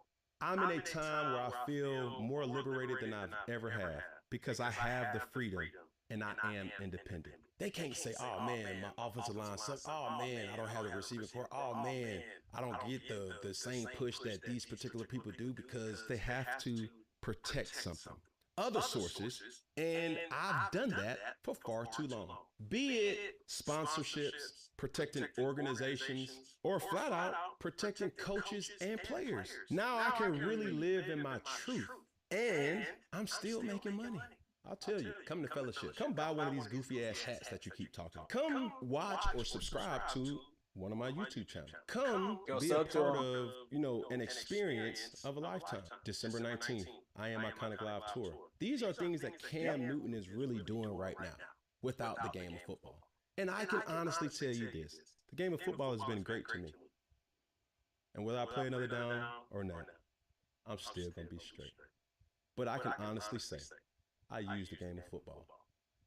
The game of football didn't use me. One finger, one pinky, one thumb. That last line, though. That closing line, though. Yep. He used the game of football. It did not use him. Take that for a second and think about it. Yeah. Got an issue that came up. I'll be right back. Keep it going, okay? I'll be right back. All right. He made a lot of interesting points with that. The main one being the media. They want to paint their narrative of whatever they want people to see, in the sports world. And that's been the frustrating thing for me, is watching the media just do whatever they feel like they want to do and bash whoever they want to bash. And they don't expect anybody to push back that's an actual athlete. So when an athlete like Cam Newton pushes back, it's like, whoa, whoa, whoa, whoa, whoa, hey, let's slow down here. He's got an ego. He's this type of person, or he's that type of person that we want him to be. And he's not that at all. He just showed you he's not that person. So what I'm saying is, like, with all due respect to the sports comment media people that I know, that I'm familiar with, in particular CV, I like him. I got respect for him, you know. But there are a lot of these sportscasters that don't know what they're talking about. They get on camera and then they want to spout their mouth off and act like they know everything about anything. And it frustrates me to no end. I'm sick of it. I'm sick and tired of it. And I don't even want to get into the fact that they stop people from taping the training camps and stuff like that. It's a war against people that have an opinion, or want to break down stuff that actually knows what they're talking about. They want all the content and all the media to belong to them. That's always been the issue I've had with these people. If you would stop going to war with us, we could work together. Like, why are you doing this? Like, no one asked you to stop to try to get all of this HD camera footage, that we're getting the same footage. Why can't we work together? Why can't we both have footage? Why can't we both make this work? It's just, it's so frustrating to me how you have some no-name media person come out of nowhere and talk all this junk about Cam Newton like he doesn't know anything about anything. And then Cam's just like, no, no, no. I'm not letting you get away with that. And I applaud Cam Newton for calling this stuff out, man. I applaud him. Because somebody's got to. If anybody's got a right to, it's him. Because he has been so thrown under the media bus in the last 9 years that if anybody's got a right to say something against this, it's him. And it's just a burr under my saddle, man. Every time I watch this garbage, from media people. And while we're talking about media, he mentioned what was it, Undisputed, I think, with Skip and Shannon Sharp. You take away Shannon Sharp, it's a completely different show, which actually happened, by the way. Skip got on everybody's nerves, so much to the fact that Shannon Sharp was just like, I've had enough. I want my own show. If you've ever watched those two get into like serious debates, like, watch Shannon Sharp's body language. That'll tell you everything you need to know about Skip. Now, Skip has made a career on being right a lot of the times, but that ego, man, that's where the problem begins. And Shannon's just like, I can't do this anymore. So he went off on his own and did his own thing. And I applaud him for it.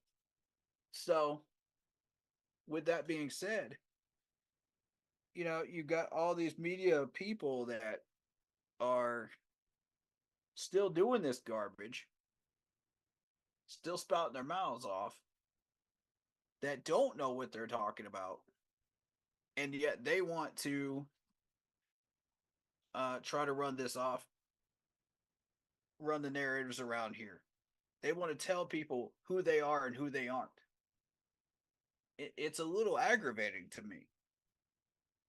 More than a little aggravating. So, yeah. My respect to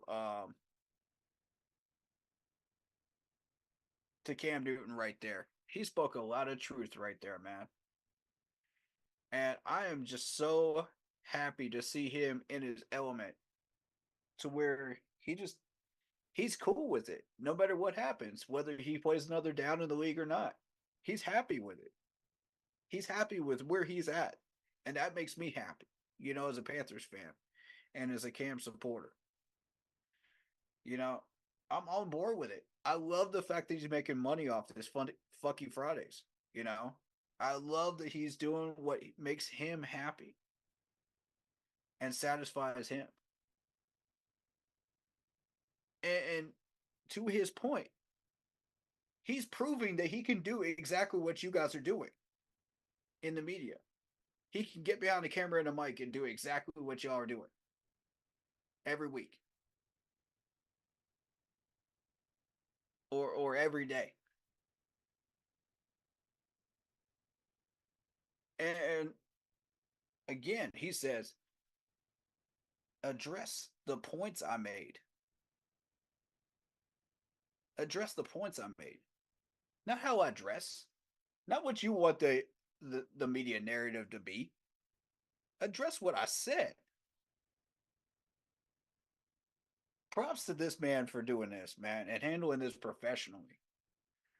There's so many ways that he could have taken that and been rude. But he handled it professionally, he handled it cleanly. And threw so many truth bombs out there that people just did not want to hear, man. I mean, I've been speaking against the media in certain areas, just to call this crazy stuff out. You know, I'm not a friend of the media. I'm telling you that right now. I'm a friend of certain people in the media, but I'm not a friend of the media itself. Because the sports media itself is a disease. We've been talking way too much garbage out there with these garbage narratives that now it's just become infectious on Twitter, on Instagram, on TikTok. It's been infectious in a very toxic way. And what I want to see is people just be better. Just be better, man. We can do better. We can work together as YouTubers and media. We can be better than what we're doing right now. We don't need to war with each other. And I mean, like, it's insanely ridiculous. Okay, sorry about that. All right, I'm here. All right, so I think you missed most of what I said, but I'll reiterate it again for you. Yeah, what's up? So the media has been so toxic, spreading out these false narratives Right. all across social media. People have eaten it alive. They've taken it as Twitter trends, TikTok trends, what have you. And it's got to stop. We've got to start working together. Yes, we get behind a camera and a mic too. We can do some of the things you're doing. But you are taking it too far. You are trying to control all the media, all the information out there, and it's not working, is it? Because you got a bunch of ignorant people in there trying to tell us what we should believe and what we should feel. These are sports people that don't know what they're talking about. Now, with all due respect to the people that I actually know, that I respect in the sports media world, CV is one of them, Carolina Vibe. Mm-hmm. The rest of them are the problem. The rest of them are the problem. We've had situations where they've stopped us from taping at practices. And here's the thing. You're getting the same footage as we are. Yeah. Ding dong, hello. Like, what's so special about owning the same footage that we're getting? What? Why all of a sudden now is it a problem in the last few years? That's a good question. This is a media power move.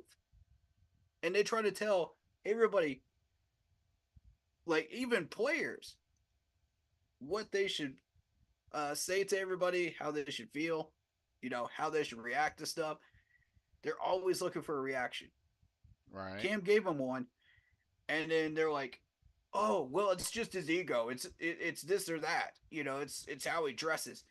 Y'all aren't even paying attention to what he's saying. Exactly. They don't even pay any attention to that. When Cam starts throwing truth bomb after truth bomb after truth bomb, y'all don't want to hear it because you're too busy trying to control everybody and throwing wrenches in the gears of everybody that's doing exactly what you're doing. But if anybody's more qualified to speak on it, it's Cam after the hate that he's gotten after the last 9 years. Like, tell me I'm wrong. Nobody can argue with that. Nobody can argue with that statement right there. Can't do And it. my thought process is okay. So you're going to have let's just take Skip and Shannon Sharp for example. I mentioned this earlier. They split for a reason. If you watched Shannon Sharp's body language when those two got into a heavy debate, watch Shannon Sharp's body language. Those two never got along. And yet the media forced them to get into a sports program together. Yeah, Skip has built his career on being right. But here's the thing. Shannon Sharp was right too.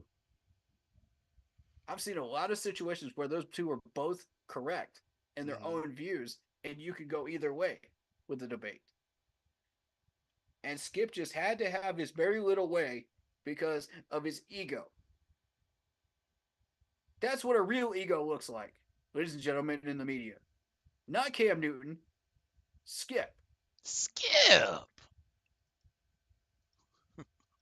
I mean, I've been throwing stones at this dude for quite a while. Right, right. This is not new. I've not done so publicly, but yes, now I'm starting to do so publicly because y'all want to throw a war at us as YouTubers, as podcasters, as people that are doing the same thing you are. So yeah, I will throw stones back. And I will call you guys out. I don't want to have to do this, but y'all started this. Okay? Why can't we work together? In harmony. We're doing the exact same thing. Y'all are just getting paid more for it. That's the difference. We don't want your money. We don't think we're better than you. Stop this.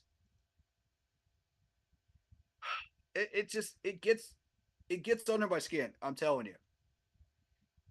Nah, I feel you. And like I said, no disrespect to the people that are actually doing their job correctly in the media. I love y'all. But for the people that are just retweeting the same garbage that everybody else has retweeted, throwing out the same garbage narratives, trying to throw these players under the bus and trying to act like, oh, well, we want them to think this way. We want them to act this way. We want them to be treated this way. Okay. When they come out and speak the truth, you go, oh, I'm so hurt by that.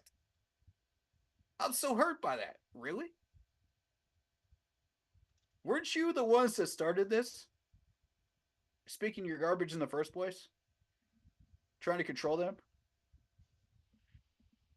And I'm happy that Cam is in a place where he is happy. You know what I mean? Like, right. I'll point some positivity towards this now. Cam is in a place where he's making money and he's doing what he's supposed to be doing. He's in his own lane. And people hate that. The media hates that. They can't stand it because they can't control that. That's his own media. Right. That's his own stuff that he's putting out. Yep, his own platform. And he's his own person, and he's happy. I'm happy for him, man. That's awesome. Go get him, Cam.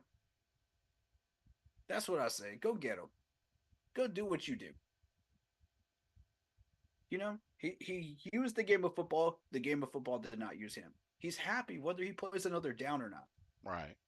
That's the He's main happy thing. with where he's at. That's awesome.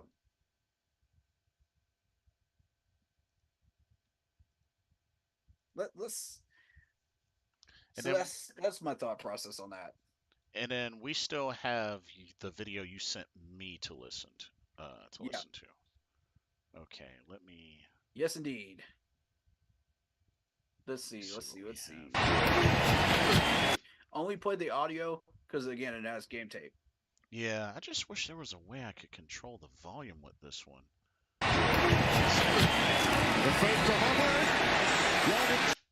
See, I can only mute and unmute. Dog.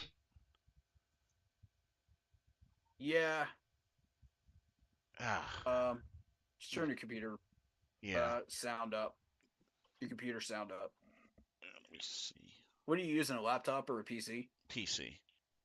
Okay, yeah. Turn your PC sound up. Yeah, I got it now. Or I think I got it Yep. now. Let me unmute the desktop audio. Let me Okay. Okay. All right, that should I'm be gonna just show this. I had to yeah, Yep. I should be ready. Just say when and I'll just All right. select it and then it'll play. So yeah, you guys can hear this, but you won't be able to see it. Right. All right, because it's game tape. All right, let's I'm ready when one you second. All right, I'm gonna click on it and then we'll go. are. All right. 3, 2, 1. Okay.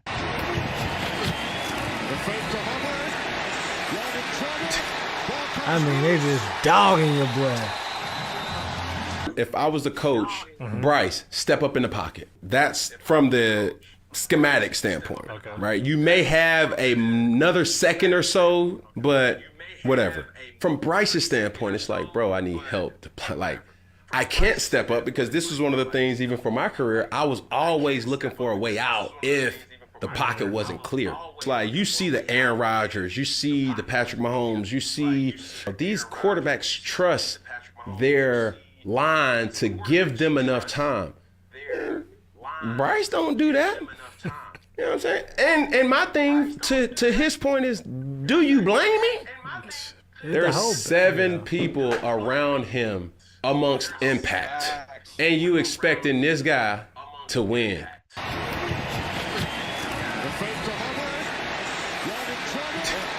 I mean, they just dogging. Facts Camp, thank you. This It's is what I've been saying all year, and people don't want to listen to me. No, let's blame Bryce Young. Let's blame everybody but the person that's actually to blame for that. Now, yes, Bryce Young has his own blame to go around, right. but in this particular play, who's actually to blame? It's not Bryce Young. I'm sorry to tell y'all, for all you people that just want to hate on Bryce Young, this is not the type of play that you need to throw blame at Bryce Young. Like the man just said, 7 people in the backfield. And I can count these guys in the box even before the play even starts. Right. What they're even going to do. Because teams have been loading the box 75% of the game against us each week. 75% of the game. Watch these games and prove me wrong. With 7 to 8 people. Because they know we're going to run Chuba up the middle. They know we're going to try, the same basic garbage. Right. Because that's Frank Wright's playbook. Now we're starting on these sweep routes. Okay, well, you saw what Atlanta did. They sealed it off. And they said, now what? Now what you going to do? Now what are you going to do? We've taken away your wheel route. We've taken away your sweep play. We've taken away your draw play. Now what? Right. We've taken away your curl routes. We've taken away your slant plays. Now what? You're basic AF. Yeah. You're basic. Like, we figured you out. Now what? And that's where our coaching staff it just goes, Pretty much. You better think of something, Thomas Brown. You got to think of something. Play the Jeopardy theme. Do, do, do, do, do. That's him with the 25-second clock. Where he can't come up with anything creative. And I'm sitting there going, can you blame Bryce for not trusting his offensive line? Cam's got a point here. Yeah, you really can't blame him. There are multiple instances where this offensive line has failed him. And you really want to put all the blame, 100% of the blame on Bryce. Okay. Let's see how that works out for you. Let's see how that works out for you. When we actually get a play caller that actually knows what he's doing. Oh, suddenly Bryce throws these darts down the field and starts throwing some actual passes to people. Oh, snap. Could it be that y'all are off base? Could be. Could totally be. I'm just saying, I've been proving this point all year long and people don't want to listen to it. So I'm like, all right, just watch this. Just watch and see for yourself. Count these people for yourself. Don't take my word for it. Count the people in the box before the play starts. You're watching the same game I am. And I get what Mr. Carolina is saying about Miles Sanders, because you need more of a push. Mm-hmm. So I got a question about that. What style of offense does Miles Sanders play? I was always under the impression, because he's clearly not a power runner. yeah, scat back used in Proving the that. pass, scat back used in the passing game as well was what I always figured. But I mean, you can't use him like CMC. We tried that. That didn't work. So now what? Get more inventive. Thomas Brown, get more inventive. You were using Frank Wright's trash can playbook. You're literally a raccoon digging into a trash can, trying to come up with something good to eat. What do you find? You find trash, trash, and more trash, right? Stop digging in that trash can and actually go in people's houses and get the food. Because other people have been making food, okay? That are going in that trash can.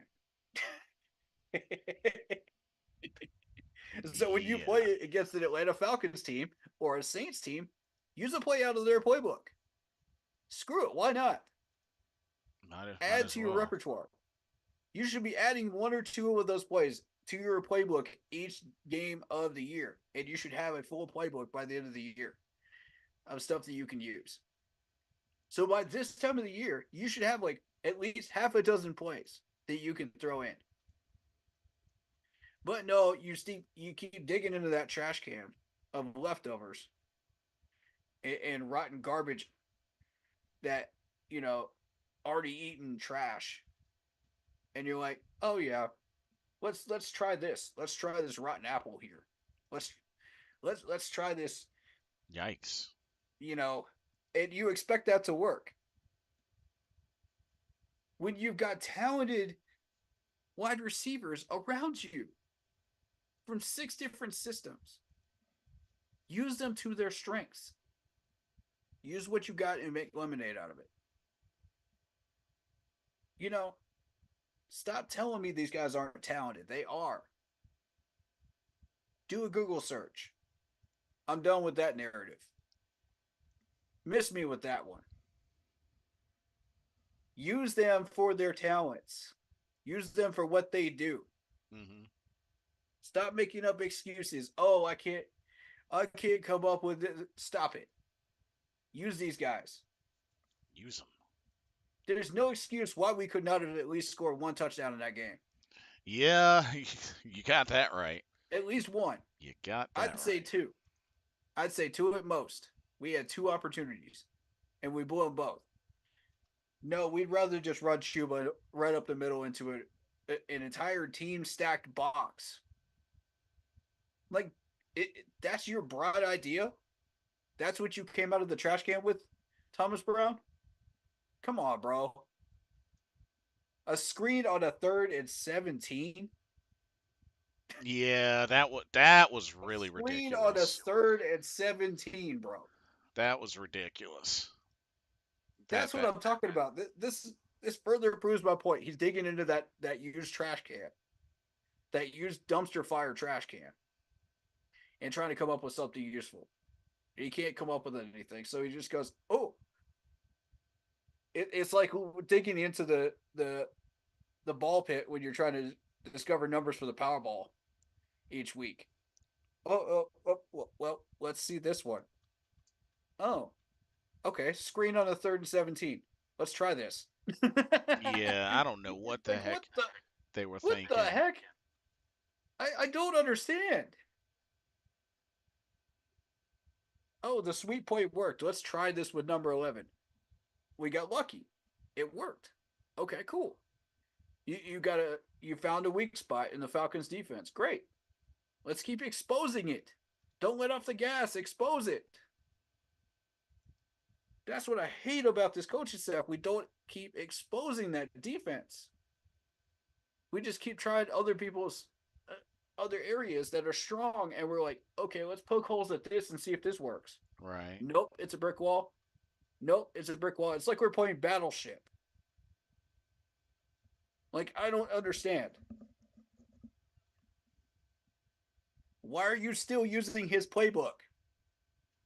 It's like It's the garbage. it's It's been proving garbage for 8 or 9 weeks now. not to mention the man is gone now, so why even maintain it, you know? Why? You can't come up with your own playbook in that amount of time. Like, it's not rocket science. You came from the Philadelphia Eagles Super Bowl team. Super Bowl team. Where are those plays? Oh no, we don't feel like using those. No. I'm a Frank Wright person. This is exactly what I meant when I said we got to take out all the poison before you close up the wound. Thomas Brown is part of the poison. He's still using Frank Wright's playbook. Take out the rest of the poison before you close up the wound. We failed to do that. Now we're out of the playoffs. Why? Because we screwed up. We're still infected, bro. And we will Yeah. stay infected until we get rid of Thomas Brown and Frank Wright's playbook. But I'm not convinced that I think this coaching staff is definitely going to get a pretty big shakeup this off season. Oh, we need it. We need it. You know, Yeah. Campbell Hmm. and that D line coach, y'all are on notice. Oh, Todd Wash. Todd Wash and Mr. Campbell, you both are on notice. All right, show me some results going into preseason week 2. Otherwise, you're gone. I don't need to see you going into the next year's season. I don't need to see it. We can hire an offensive defensive line coach during preseason. I need to see physical proof that you are showing progress with these boys through technique, footwork, hands, and mental sharpness and physical ability. Hmm. I need to see that trench become a Fort Knox if you're an offensive lineman. If you're a defensive lineman, I want you to push back and I want you to treat that offensive line like you're in World War II. That's what I want to see. And I saw a little bit of that from that D line today, and it made me happy. So I say, bravo, Mm. bravo. You guys are starting to show it. We got a lot of work to do still. We got to work on that bull rush. We got to work on the technique. But guys are starting to get off those blocks a little bit, just a little bit. And that's the progress I'm looking for, is even just that 5% progress Yeah. goes a long way towards keeping your job Kevin in Kevin McFarland just joined. Welcome to the stream. He says Hello, nice win by the Panthers, and I have to give credit to Bryce Young. He did a great job on his second game-winning drive. He looked pretty nice in the Mm-hmm. pocket, but need to Mm-hmm. need to work on just putting the players in great positions to make pass plays, and that's what Kyle Shanahan does in San Fran. It works to Exactly. scheme guys open, and deep passes allow you to drive down the field. That is what great teams do. Those plays are so good in the Eagles Super Bowl team. Yeah, they have Alshon Jeffrey, Zach Ertz, but those play calls work. Yep. Facts. Facts. Yes, indeed. That's exactly what I'm talking about. Put it in one scheme. Get players to one scheme to where they build chemistry with one another. Right. They're already used to that one scheme. So you're an RPO. You're running an RPO. What style of offense would Bryce Young run if he was to run an offense in Carolina? Just free roam. What offense would he run? Oh, that's a good question. If I'm Bryce Young, I'm thinking maybe RPO. He can run. Yeah, he can. That he His can. skill set does sort of fit an RPO. Right. Um, okay, so what we do is we get offensive linemen that fit an RPO system and an RPO scheme. We go out, we get wide receivers that fit an RPO scheme. We dump the ones that don't fit that scheme, you know, Mhm. and then we start drawing up plays. Okay, this works, this works, this works, this works. Let's leave these in. Let's take out the ones that don't work. Kevin Okay, said what do Kevin says true or false. Our offensive schemes are the worst in the NFL. true? Definitely true. Definitely true. So, okay, what play is Bryce not comfortable with? What plays does he feel like we can't succeed with? I, Okay, we take those out. We replace them with something that will work for him. I think the only new thing that I saw in this game that we just started doing now were those jet sweeps to Amir Marset. Mm-hmm. That was something new, but I Build on mean, it. we got to build on that. Kevin also says, I just have not seen a lot of trick plays and crazy routes that work for our team, but I see it from others. Yeah, that's Because it's Frank understandable. Wright's playbook. Yeah. He's using Frank Wright's playbook. I've been reiterating that the whole day today and last week too. He can't get out of the garbage can. He just keeps going right back to it. I don't understand it. Like, come on, Thomas. Like, you're smarter than this, man. Be better. Yeah, especially being somebody that's worked under Sean McVay at the Rams. Like, I get it. We're not going anywhere as far as the playoffs are concerned. So just do whatever you want, But at the same token, we need to develop players and find out what we have, what we want to keep versus what we want to get rid of.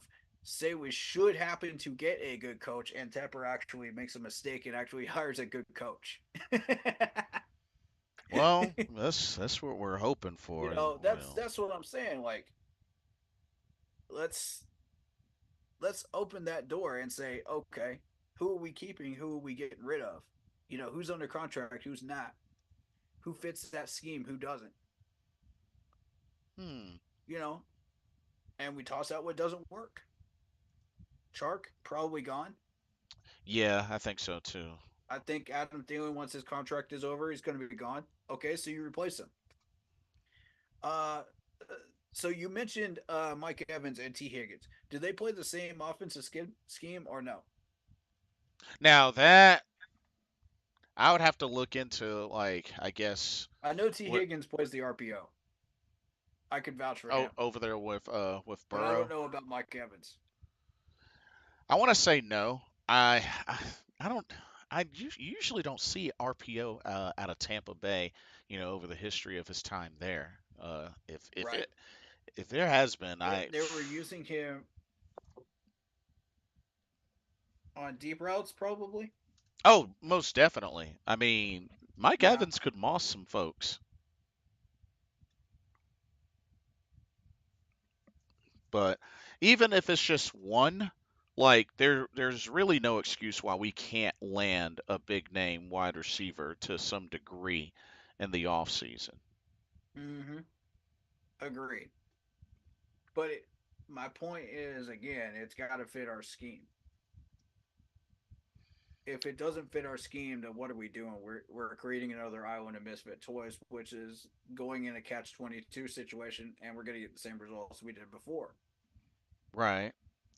Uh, So we got to break out of this status quo and do something that works for us. Kevin says, speaking of the 49ers, did not realize they had Randy Moss and Mario Manningham in their offense in 2012. I was playing an old Madden from that year. Their Oh yeah, quarterback was good. Crabtree was good on their team also with Frank yep, Gore. Oh yeah, this is yep, true. yeah. He spent a brief time there, Randy Moss. Yep. Very, very brief. Mm-hmm. But yeah, it's good to close out this weekend with a victory. 2-12. Yeah, I know record's still crap, but a win feels good. Mm-hmm. Now, oh man, we So have the Green Bay Packers next, Christmas Eve. before we get into that, I want to say that we're still going to be doing the streams for draftable players so we can learn about them. Um, I would like to start getting a head start on this because the way this schedule is going, I don't see us getting another win. The Buccaneers just absolutely laid havoc recently, and they made a stronger case for why they should be division leaders against the Packers today. Hmm. So, um, with that being said, we need to understand who we're going to be drafting. Yeah, that's I fair. don't see us going any further down in the draft order, from that first spot from the second round. Although I could be wrong. Who do we have left? The Packers, the Jaguars, and the Bucks won last time. Yeah, we're not going down. All right, so Whoa! Stephon ooh, Diggs, what an impressive one-hander. what the heck is that, Yo! Did you see that? bro? I'm watching it right now. Oh my Oh, Stephon god! Diggs! Oh, snap! Look at that throw, though. That's got to go over the defender too. That is ridiculous. With Deron Bland covering him too. That's impressive. That was Wow. impressive. 5 targets, 4 receptions, 49 yards. Okay, Stephon, go get him, man. Yeah, that was pretty impressive. Kevin says I would love to have a Randy Moss type player on our team. Yeah, yeah. I wouldn't be opposed to it. Right, right. Got to fit our scheme, though. But Uh, but yeah, Packers, Jaguars, Bucks. I would say at this point we're not going down in the draft order. We're still going to stay at that number one spot. Second round on. Right. So here's what we start doing: is start preparing for drafting at that number one spot from the rounds that we have. Hmm. Which means Dang, whoa, they just scored again. James Cook. And just flipped into the end zone. My goodness, sir. Uh-oh. Did Dallas get exposed tonight? Uh-oh. Oh, snap. Uh-oh. This Philadelphia just might became want a to take very, notes. very entertaining battle between the top four teams in the Uh-oh. NFC playoffs now. Philadelphia might want to take notes. Uh-huh. I bet you they're going to be looking at this game tape going, Although Dallas is still undefeated at home, so let's not that's forget that. true. That's true. If those games end up in Dallas, you're in trouble. Kevin says Deron Bland is going to be a star. He is good on the Cowboys so far in his rookie season. Oh, you bet he is. All those pick Oh, yeah. sixes he has. Shoot. Oh, yeah. Mr. Gemini says, who do y'all think we should go after first in the draft to help Bryce the most? Wide receiver? Um, It's a tie between an offensive lineman and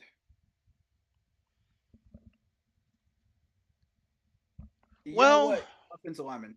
Offensive lineman for so me. I know we at least have Mingo, and I Yeah. expect us to go after a receiver in free agency. There's just going to be too many good names coming into free agency for us to just ignore. I was going to argue maybe a middle linebacker to complement Frankie Luvu back there, but that would have been debatable as well. But and maybe a corner to complete this room. Um, I might look Maybe at a pass rusher. I might look at a later round for corner perhaps, but Pass rusher will be a later round. Corner would be a third or fourth for me. I think overall, I think probably O line would be the safe bet to shoot Yeah, for. yeah. Unless we just Eh, happen to see a big name wide receiver in that second round that's like hot and still available, then I might consider it. Yeah, maybe. I I appreciate Steve Smith's input when we went for Mingo, but right now I want some protection for Bryce. Yeah, that's going to be the key though. The protection We for have to Bryce. rebuild depending on the system that is coming in. Right. If we match the system with the players that work well in that system, and we draft players in that system, we free agent sign people in that system with a good offensive coordinator that works well with that system, we could do some real good, man. It's all Now, line up. Mr. Gemini agrees. He says O line. Super Trebo says, "Geez, Cowboys getting ran over. Bills are getting hot right now." Yes, they are. But So looking at this offensive line, we mhm, have a 75% predominant run blocking offensive line. yes, that's correct. Um, what would you identify as the biggest problem on this offensive line? I mean, That's my question to you. being that, although I have not given up on Icky, he has regressed. Yep, agreed. So there's that. Let's look at Um, it from the last two games where we started rotating correctly from there on. Because before that, we were not rotating correctly. true. So we re-signed Justin McCray. We made that work. We put in Nash Jensen. That worked. Yeah. Okay, so we stopped leaving Icky on an island. I only noticed him on an island one time that game, facing Mhm, a double team of pass rushers. And of course he lost because he's been struggling all year. They right. made him look like shark bait. But So yeah. judging by that, Oh, picked off. Oh no, he dropped it. Never mind. uh you try to force it to CD Lamb. That's in double Yeah. coverage. But yeah. Yeah, where would you identify us needing the most help? And then you have to also keep in mind Zavala, even when healthy, he's struggled. On Yeah. that Mm, what was it, left mm-hmm. guard position? Yep. So. How Justin McCray, I think he did well so far. I haven't Mhm. had an issue with him. And hopefully we get a healthy Corbett back. Taylor Moton I've had issues with this year. Taylor And Moton, right don't guard, we have no depth. don't be surprised if I don't know if they might consider going another direction from Taylor Moton. I mean, maybe I don't We have know. David Sharp behind him. Oh, Who is David Sharp? I don't know that much about him, to be honest David with you. Sharp is 5 years in the league from Florida, 6'6", 343 pounds. Mm, We must just sign him. But we need to stop digging in the trash can for depth.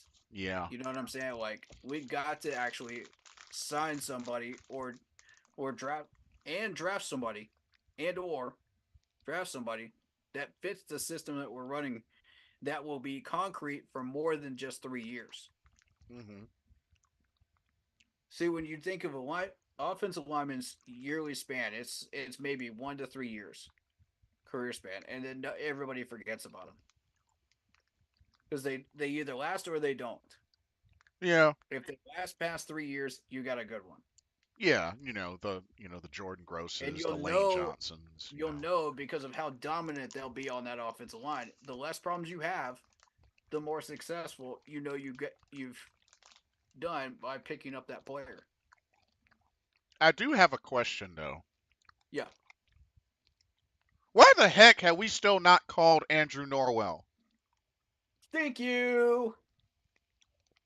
What the heck, man? Amen, brother. Amen. He's really gonna go through the rest of the season no phone call? Like, really? Seriously? Preach it. Preach it, sir. Come on with it. Why? Yeah, I don't know. Make it make sense. I give up trying to make it make sense. I'm with you on that one. But So we have no depth behind Nash Jensen at right guard. oh jeez. Every bit of the depth that we had when we started out the season is gone.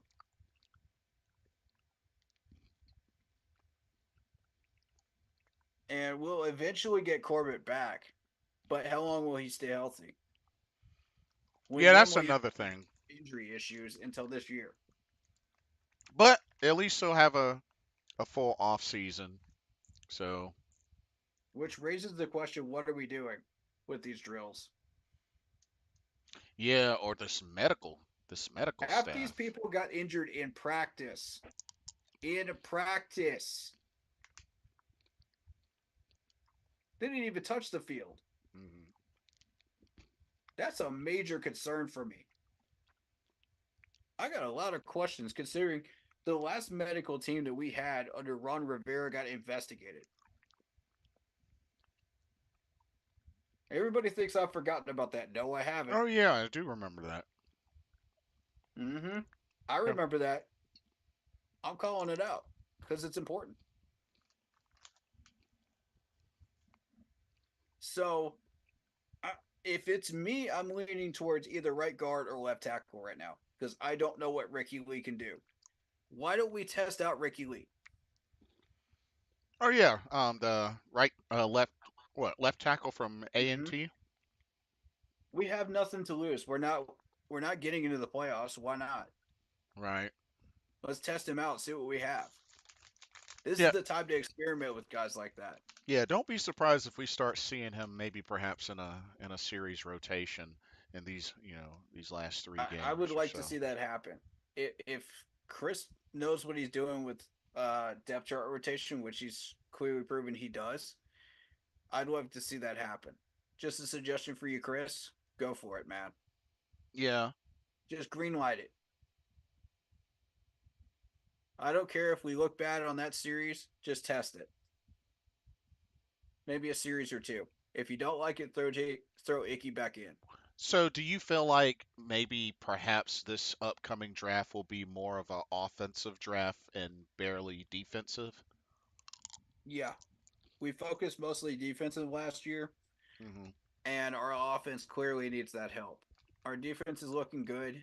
Like Mr. Carolina said, don't touch it. Let's. It depends on how many of these players we can retain with the new coaching change. Right. On defense. We know we have a system that works. We know we have players that work. We have chemistry there. So it depends on how many of these guys leave due to the coaching change. If it Right. were me, Oh, I and he threw a defense, pick. I would not leave.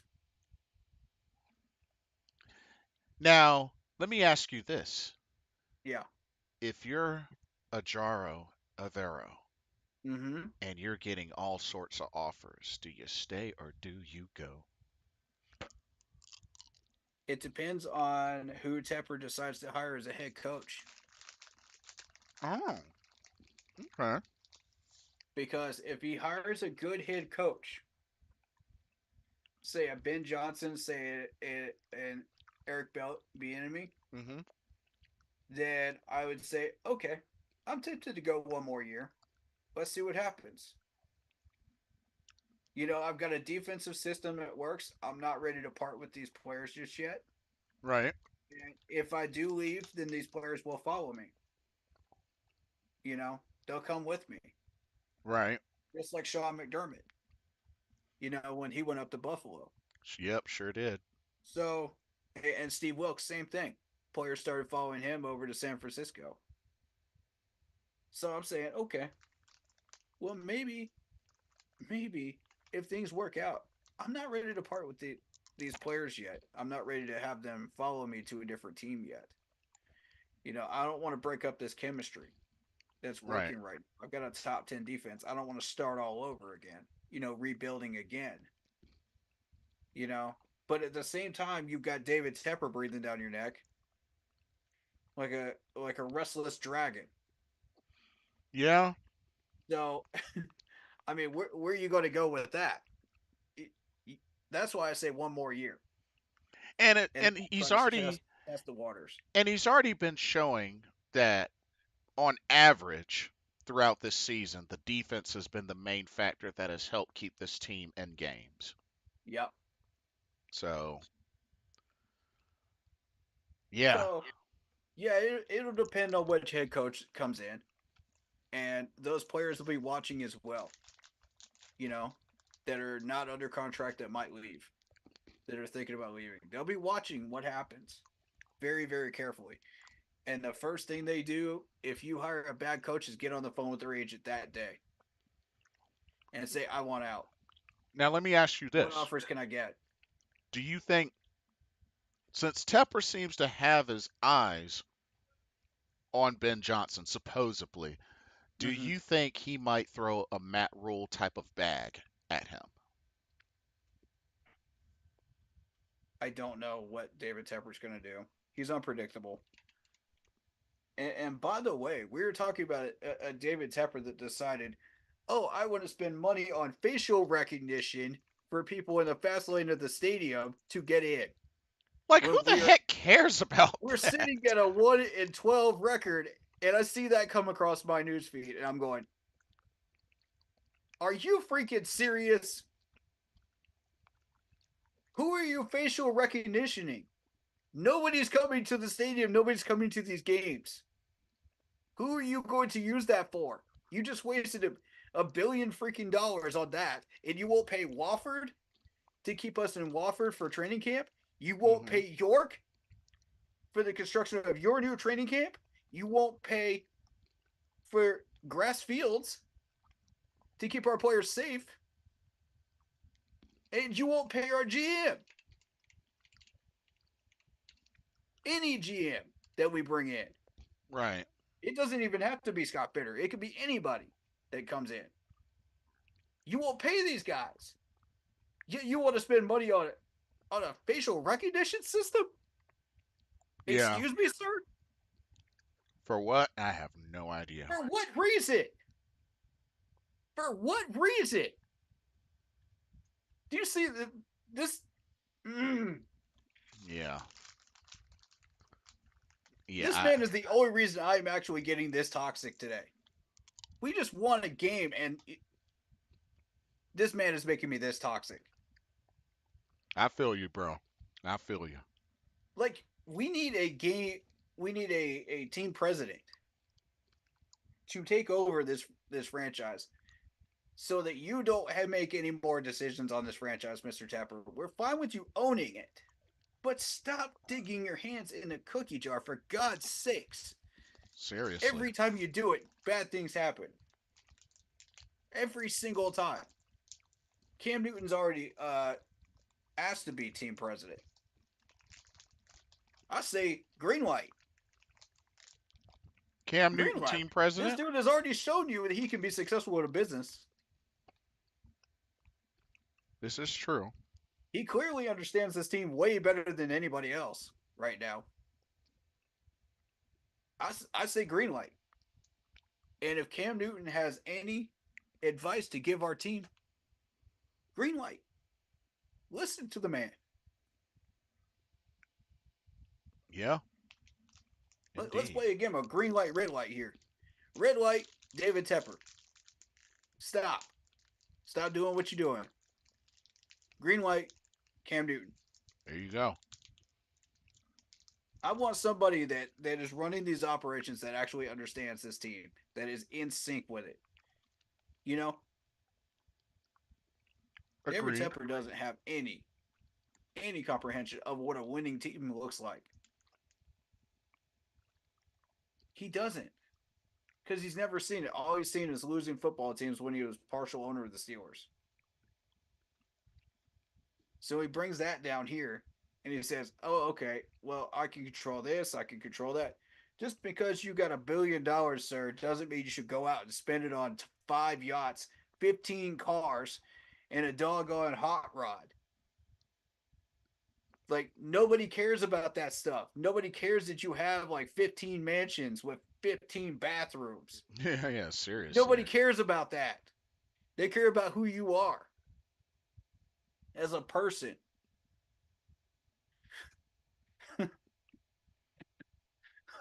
Just because you can spend that money doesn't mean you should. Exactly. But Just because you can get a facial recognition system, just because you can get a virtual reality Panther and it looks cool, doesn't mean you should. You know, when our focus should be on keep pounding. This is the stuff that degrades and destroys a franchise. now they're gonna make something like have your own virtual Sir Purr. Yeah, for real. It's just it's stupid. Yeah. And yet you won't pay Walford, who has been nothing but good to you. And the staff that actually parked us are the people that are getting the most hurt from this. Right. I mean, you've seen it personally. I have. Oh yeah. These people had a smile on their face every time you greeted them. Every time. They were so passionate. They love this franchise. They love every part of it. They're not even Panthers fans. But they became Panthers fans when we brought that training camp through here. Right. Right. And I would hire that staff to handle a concert, honestly. To handle concert parking. They were that good at what they do. They did You're well. screwing them over. You're screwing the Wofford staff over that has been good to us since the beginning, since Jared Richardson had ties down there. You're screwing over so many people. You're screwing over small businesses that could be making some money, like Monster Sub and Grub, where we streamed at. Right. This is garbage, bro. And yet you want to spend money on this. This trash facial recognition system. Okay. How is that benefiting us? Sir, how is that benefiting us in any way? Sure ain't benefiting me. That's for At all. sure. I hate to be toxic, but Mr. Tepper, you're just causing it. Okay, you're digging your own grave with every move you make. You don't seem to care about us at all. And that's what this franchise was built on. Us. Right. You're driving us away from the stadium. You're driving us away from watching this team. There are people that don't even want to watch this team anymore. Yep. I've heard from at least 3 or 4 people in the past few weeks. I don't even want to watch this garbage team. Clax is one of them. Oh, for real. He didn't even want to watch this team in the fourth quarter. He was busy. Yikes. He had other stuff to do. I'm like, I don't blame you, bro. No, I totally get it. Totally. You did this to yourself, Mr. Tepper. We didn't do this to you. Why are you punishing us? Oh, because you have to have what you want. You got to have what you want. Okay. See how that works out for you when this team goes through a 20-year drought. See how that works out for you when we can't acquire any talent. Nobody's going to want to sign with us in free agency. See how that works out for you when nobody wants to get drafted here except to get a bag of money like the New York Jets. That's pretty much the only See thing. how that works out for you when you can't fill your stadium and we want to move out of Charlotte at some point because you can't fill the stadium. That happened. That almost happened to Detroit, by the way. Yeah. Let's see how that works out for you. Meanwhile, you want to put in facial recognition software. Yeah. Like, why? The nerve of this man. The nerve of this man. Like next thing you're gonna have is you're gonna have seats that dispense and pop popcorn for you. Like for what? Yeah, it's seat warmers. I mean, really? Yeah. What is this, a movie theater or is it a football game? Come on. Ridiculous. Mason says, defense playing good this year. I would like to get one more piece for the defense, but I would like to go all offense all in the draft. That's fair. I'd like to go after 3 pieces on the defense, actually. I want a defensive end. I want a linebacker that works alongside Frankie Louvu, and I want a corner. That's what I want. Oh, okay. Fair enough. We can work with Von Bell for a year or two. Let's just develop him and see what he does. But I got questions about him. I'm not ready to throw him out there yet, or toss him yet. But I'm just saying, like, I'm not to that point yet. But I got questions after this game because he keeps getting burnt, over the top. Man. Brock Purdy is having another MVP-like game. 16 of 25, 242 yards, 4 touchdowns. But yeah, otherwise, offensive, yeah. It's time to start putting some love into this offense. Yeah, they need it badly. The thing is, like, we need to start tossing the players that are not fitting our system. Let them go to teams that fit their system. Let's get people that fit ours. And don't spend $70 million on that either. Spend the amount that is appropriate to get these guys. $70 million for what this year? For an Island of Misfit Toys. And it's sickening just looking at it. It really is. When these guys have just wasted an entire year of their career in their primes. And we just keep doing this over and over and over again, thinking that we can create, some type of Pro Bowl roster or something like that. Nah. Put down the controller. Yeah. It ain't working for you. I'll show you what a real Pro Bowl, how you actually build a franchise. Check me out on Madden Mondays on my stream. Uh-oh. Yeah. I'll show you how it's done. There y'all go. But I have a very specific build that I make. A West Coast power run offense. Hurry up, Pat. West Coast power run offense. And it works. I've tested it out on several different Madden games. It works. With several different players. Interesting. With average level players too. But I've got certain players I want. And certain players that I go after specifically that fit that mold. I don't go after a DJ Chark. I don't go after, come on. This makes no sense.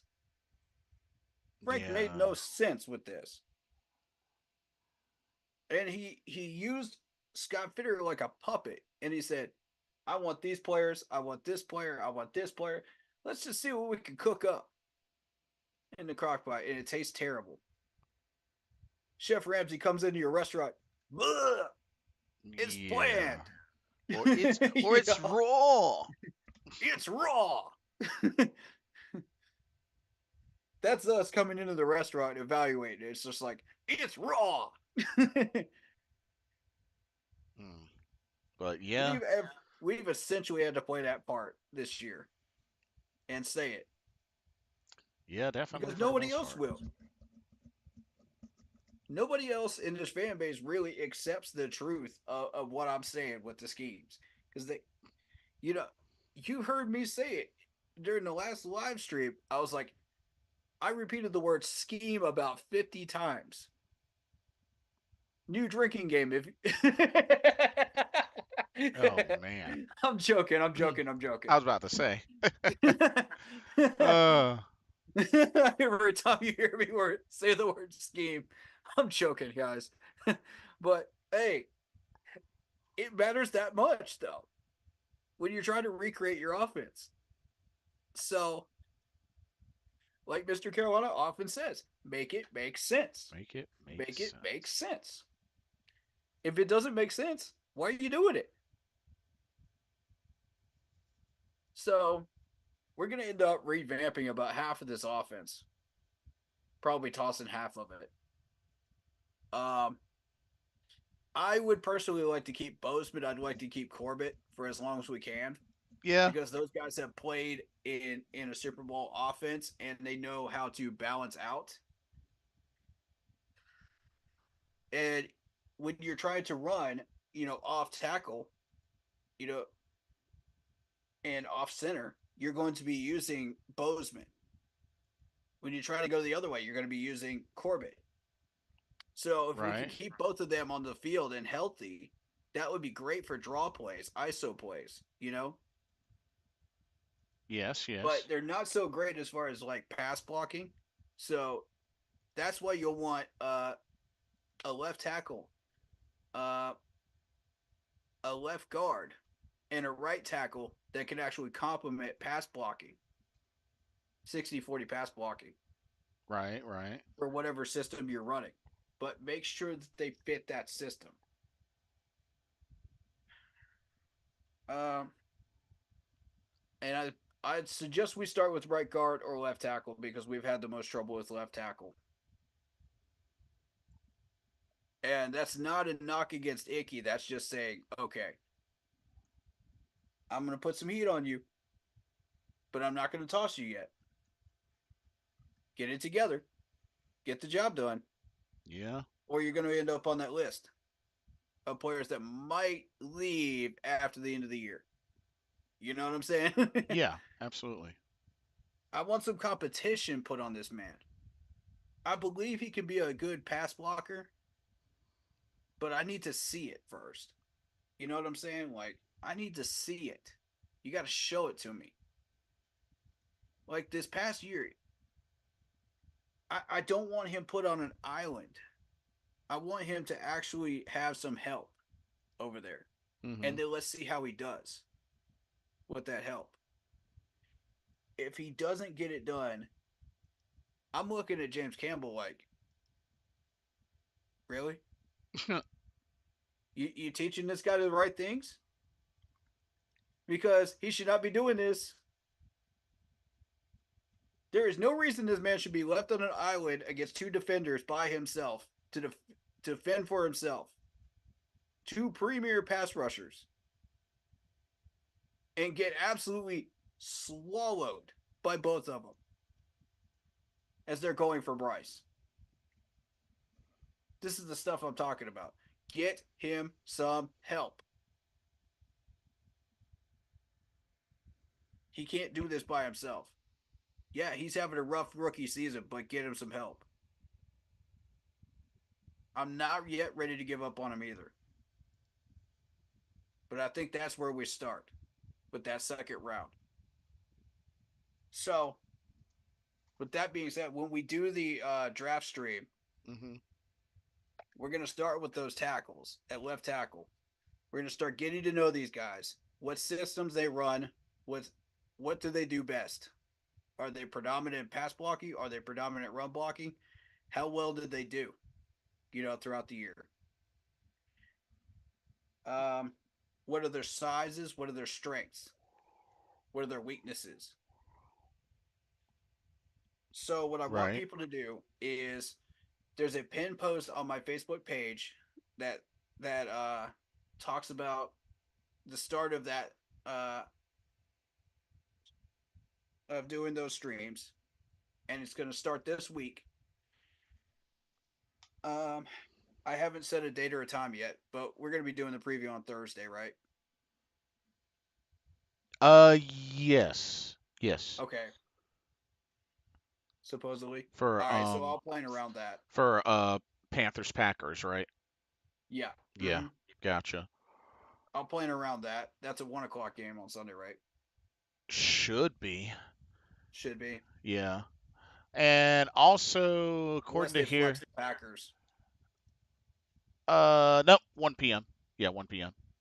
Unless they flex the Packers, which they've been known to do around playoff time, around this time of year.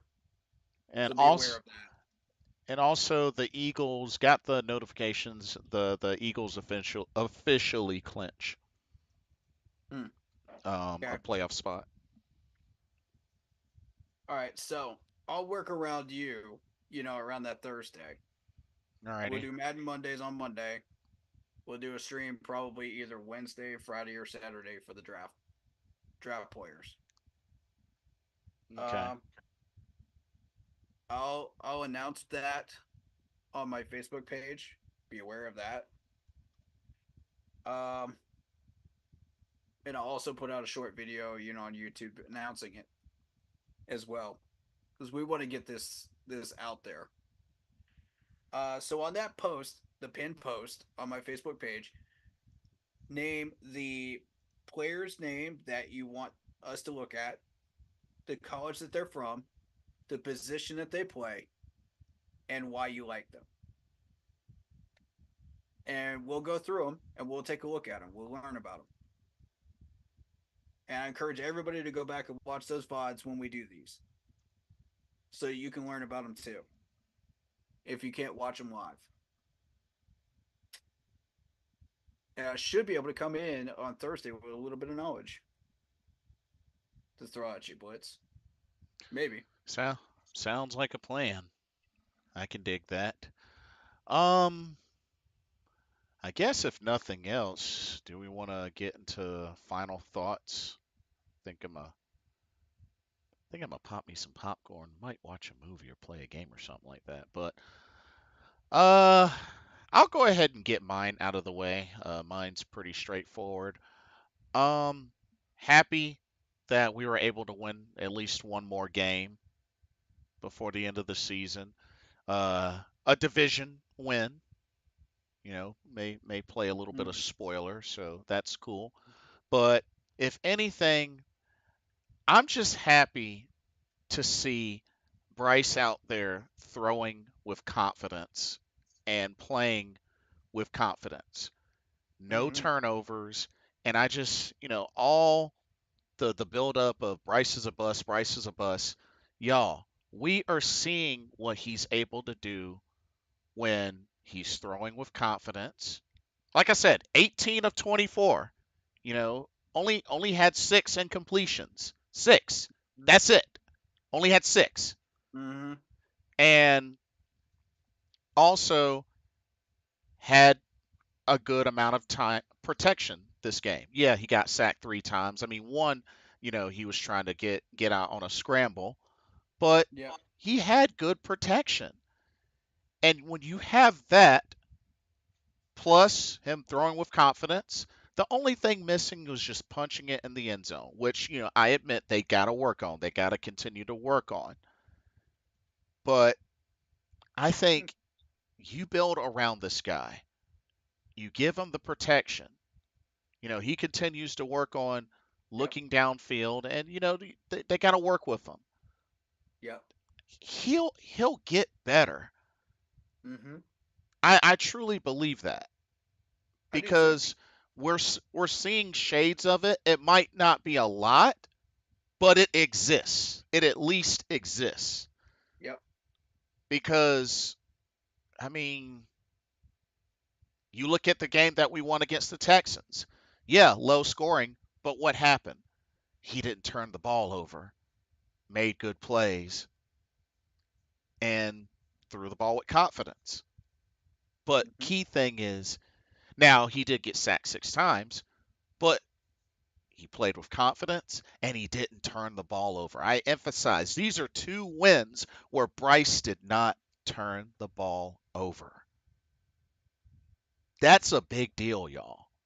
You know, we'll see what these remaining 3 games look. I mean, like I said, they're going to be tough. They're going to be really tough. Packers have been playing well. The Jaguars, are still in the playoff race. They're playing well. And, the Bucks, I mean, Baker Mayfield went off today, so Hmm.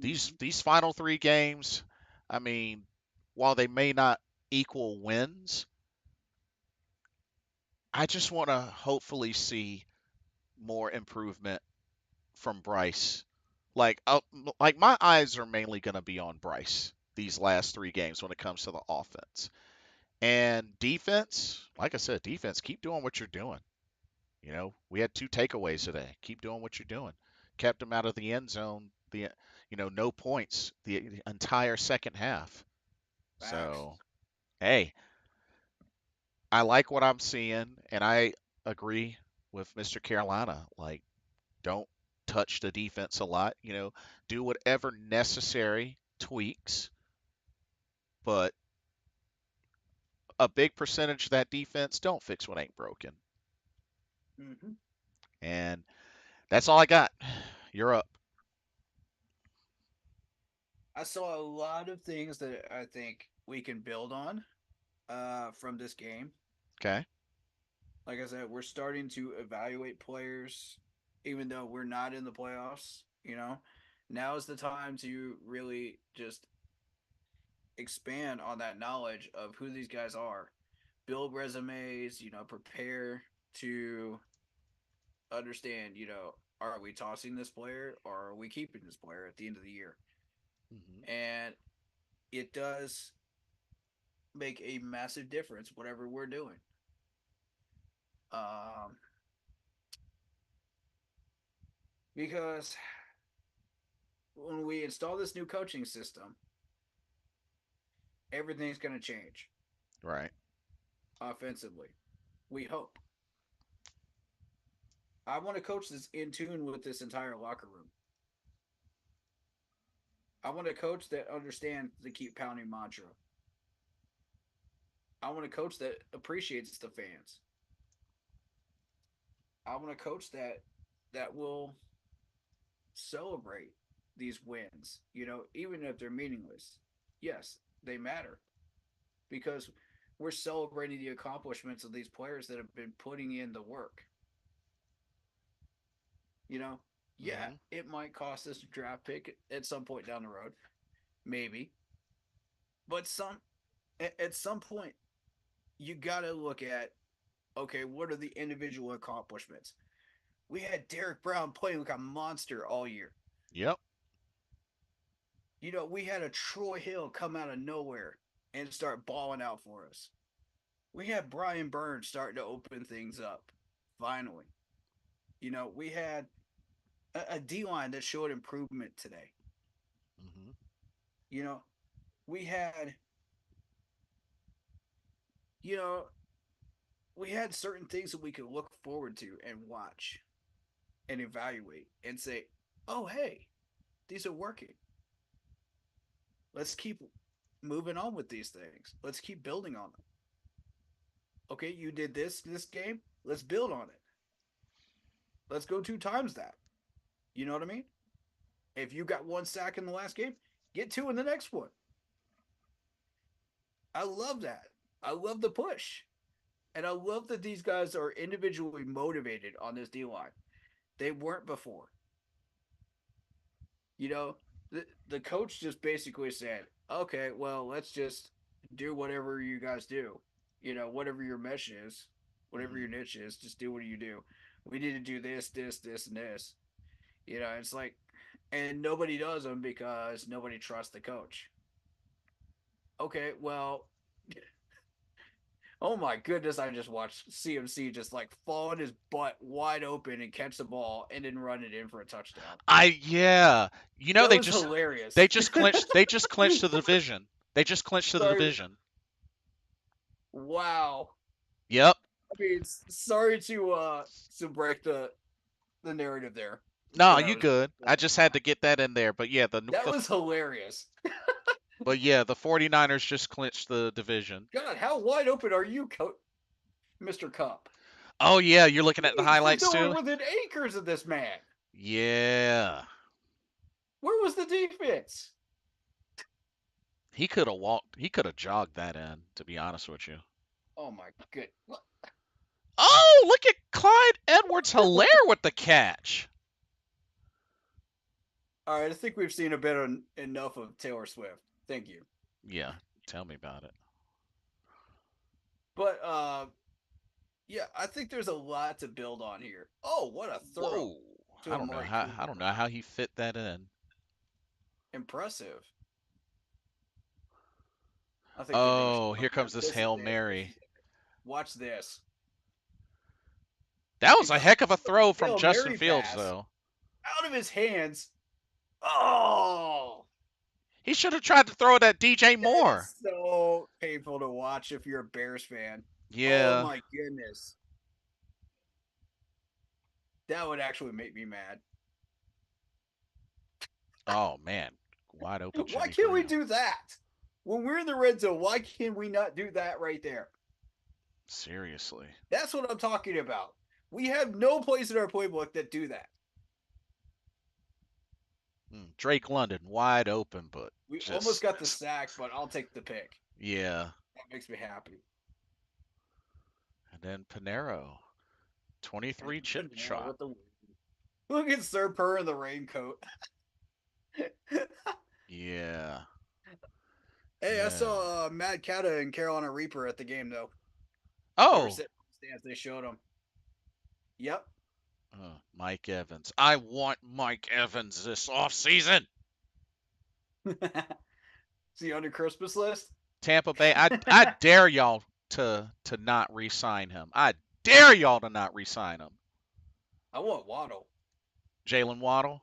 What's this?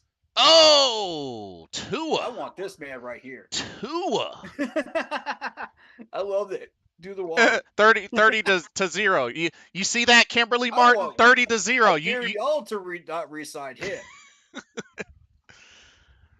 I want T. Higgins too. Bring me T. Higgins. Uh-oh, did Houston still win? Monstrous things with T. Higgins.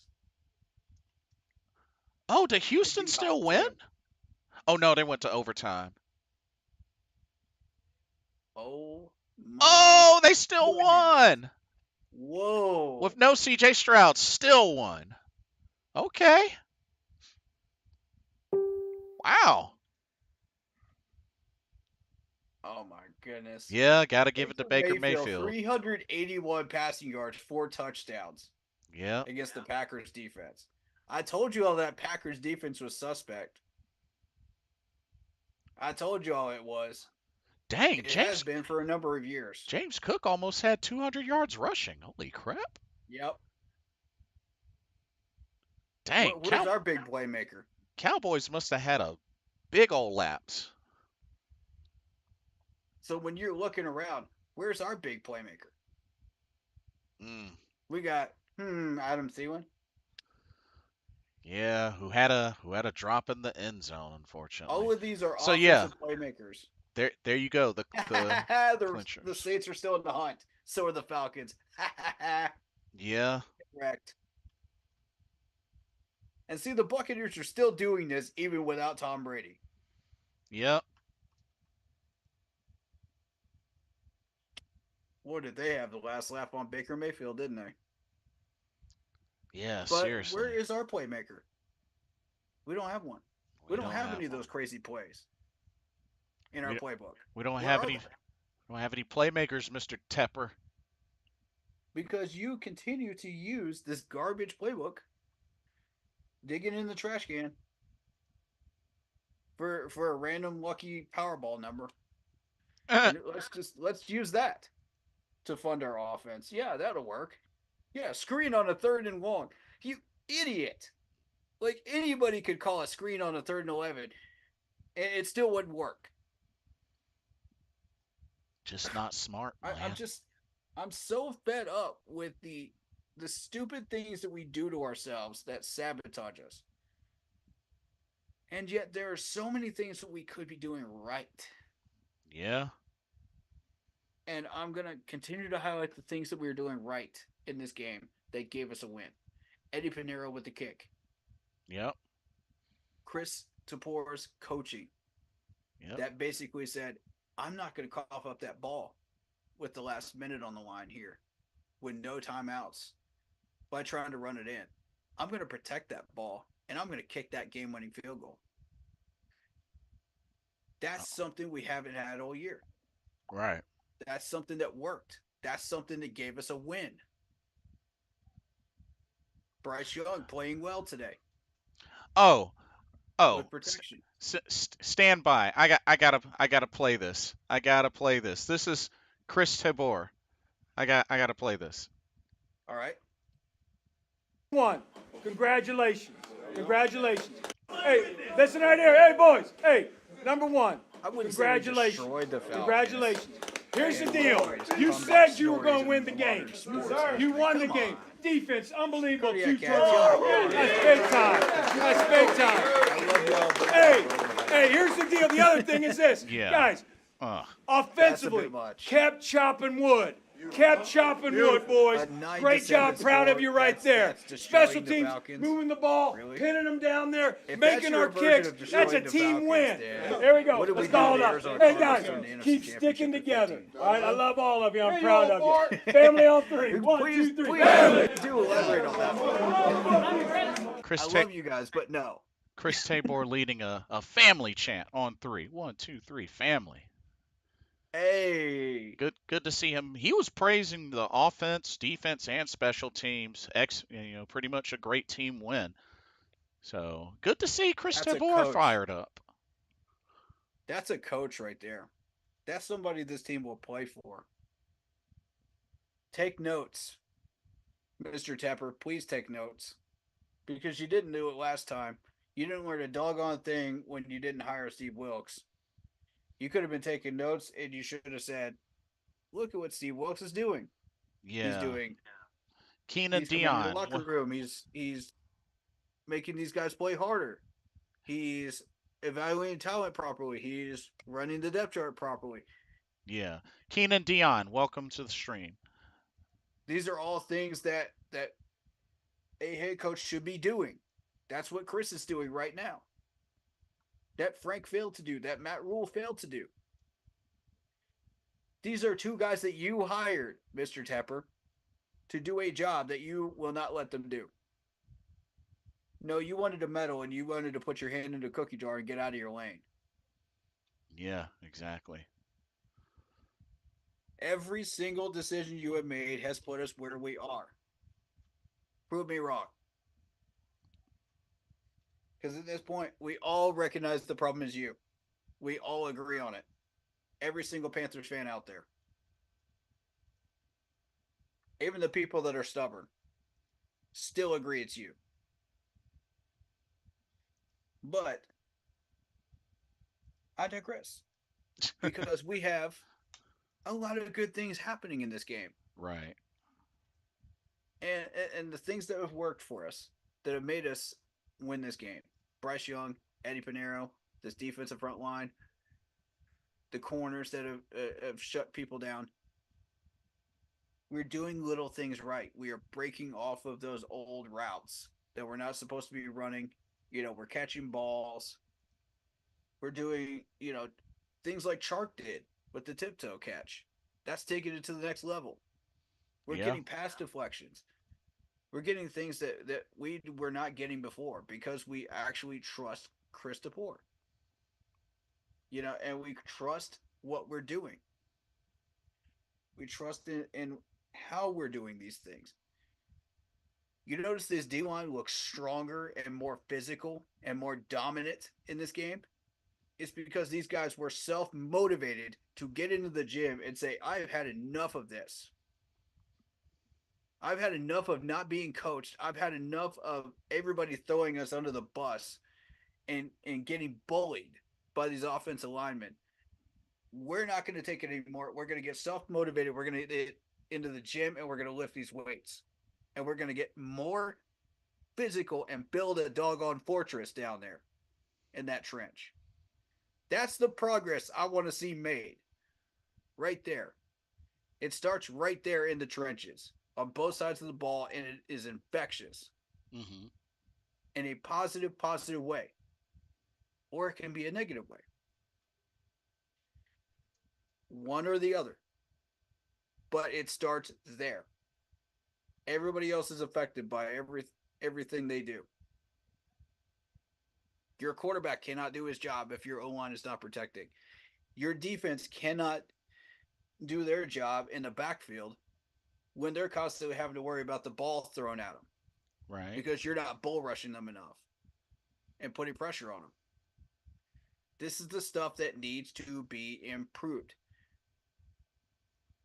These offensive line coaches and D-line coaches are very, very important right now. And if we don't start doing something about this, it's going to get worse before it gets better. Way, way worse before it gets better. We showed progress today, but we got a lot to work on. Yep, definitely. I'm proud of these boys for being self-motivated and not just saying, listen to the coach go, oh, we need to do this, we need to do that, we need to do this, in the film room every week. Yeah, we know this already. No duh. Let's go out there and actually do it. Put your money where your mouth is. And we did that today in a rainy physical game, and we played big boy football. Yes, indeed. Grown men football in those trenches today. That's what I saw. Grown men football. That's what separates the boys from the men in rainy games like this. You come out there and you play soft, you're going to get run over. Plain and simple. One way or another. You will get exposed. But if you play grown men football in those trenches, good things start to happen. And guess what, folks? They did. You saw the results today. So what can we learn from this? Get more self-motivated. Don't just listen to the coaches say what you need to do. Do it for yourselves. Play for yourselves. Do what you do for yourselves. Because at this point, we're not making the playoffs. We might as well. Pad your resumes. Whether you're staying or going, pad your resumes. Because we need to know who's for real and who isn't. And so do these other coaches in the league. So that if you're going, we're getting something for you. If you're not, then we know what we have. Right. And we know what we're paying for.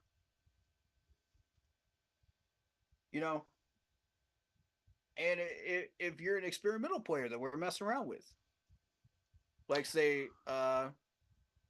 number 11, and we found a use for you. That's what I'm talking about, man. Test these people out. D West, welcome to the stream. He says, Tepper, the richest owner, we need to go out there and go get T. Higgins and Hollywood Brown. It's not going to make a difference if we don't have a system to put them in. If we don't have a head coach that knows what he's doing, it's not going to make a difference. You're just going to misuse those players again and again and again. We've done it for 9 years now. Just break the wheel. That's what I'm trying to tell you, Mr. Tepper. Break the wheel. It's time. It's been beyond time that you break the wheel. Right. And you refuse to do it. No, you'd rather spend that money on a facial recognition software for the fans. Oh, man. This is the retarded garbage I'm talking about, man. And I hate to use that R word, but God, man, it irritates me. It irritates me because there's no reason why we should be doing that. Invest in your franchise, Mr. Tepper. Invest in your players. I shouldn't have to lecture you on this stuff, man. I shouldn't have to tell you what to do with your own franchise. You should just be doing it.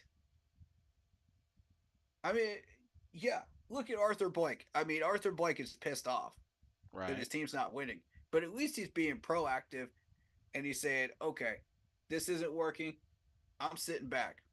Y'all do what you do. I hired these coaches for a reason. Do what you do. The results you get are the results you get. You either sink or you swim. And if you don't swim, you're gone. I'm done with you. I respect that. You see him prowling along those sidelines though like a wolf. And I mean, that's the type of owner I would like for Mr. Tepper to be. Be a proactive owner. Be passionate about the franchise that you paid money for. But don't dig your hand in the cookie jar. Know where that lane is and stay in it. So, with this win, we can build on some stuff that we've been doing. And we can start to discover, okay, who's good at what? Where do we need to start filling in holes? Where do we have weaknesses? Where do we have strengths? What are we doing? So, I think we pretty much discovered through patterns this year who's good, who's got strengths, who's got weaknesses, where we want to fill those holes. Right. So let's get started. You know what I'm saying? Like, let's get our hands dirty. Let's get started. Yeah. And that's going to start with that draft stream that I'm doing this week. D West says we're not getting Ben Johnson. He's going to the Chargers. Well, the Chargers aren't going to be, looking for a coach. I mean, they could. We'll see what happens. But it's, Didn't they you just know, fire their head coach during halftime? uh, I don't know if it was supposedly during halftime, but I Yeah, think that's the I don't know running about that joke. either. But we shall see. I mean, we got to remember Ben is from South Carolina, so Yes, that that's that true. is one thing. I mean, he went to high school in North Carolina and Mm-hmm. and played uh at no, he went to college at UNC Chapel Hill. So, I mean, Okay. he would be home. He would Mm-hmm. he would be home if Yep. he came to Carolina. But I mean, anything can happen. But yes, the Chargers will definitely be looking for a new coach. The Raiders as well. So, I mean, Yeah, I don't see the Raiders picking up Belichick. I just don't see it. I D could West see the Chargers maybe picking up Belichick. D West also says, I'm just interested to see who we get because, man, this not most attractive job right now. I feel you. I feel Nobody's you. gonna want to work for David Tepper right now with his hand in the cookie jar attitude.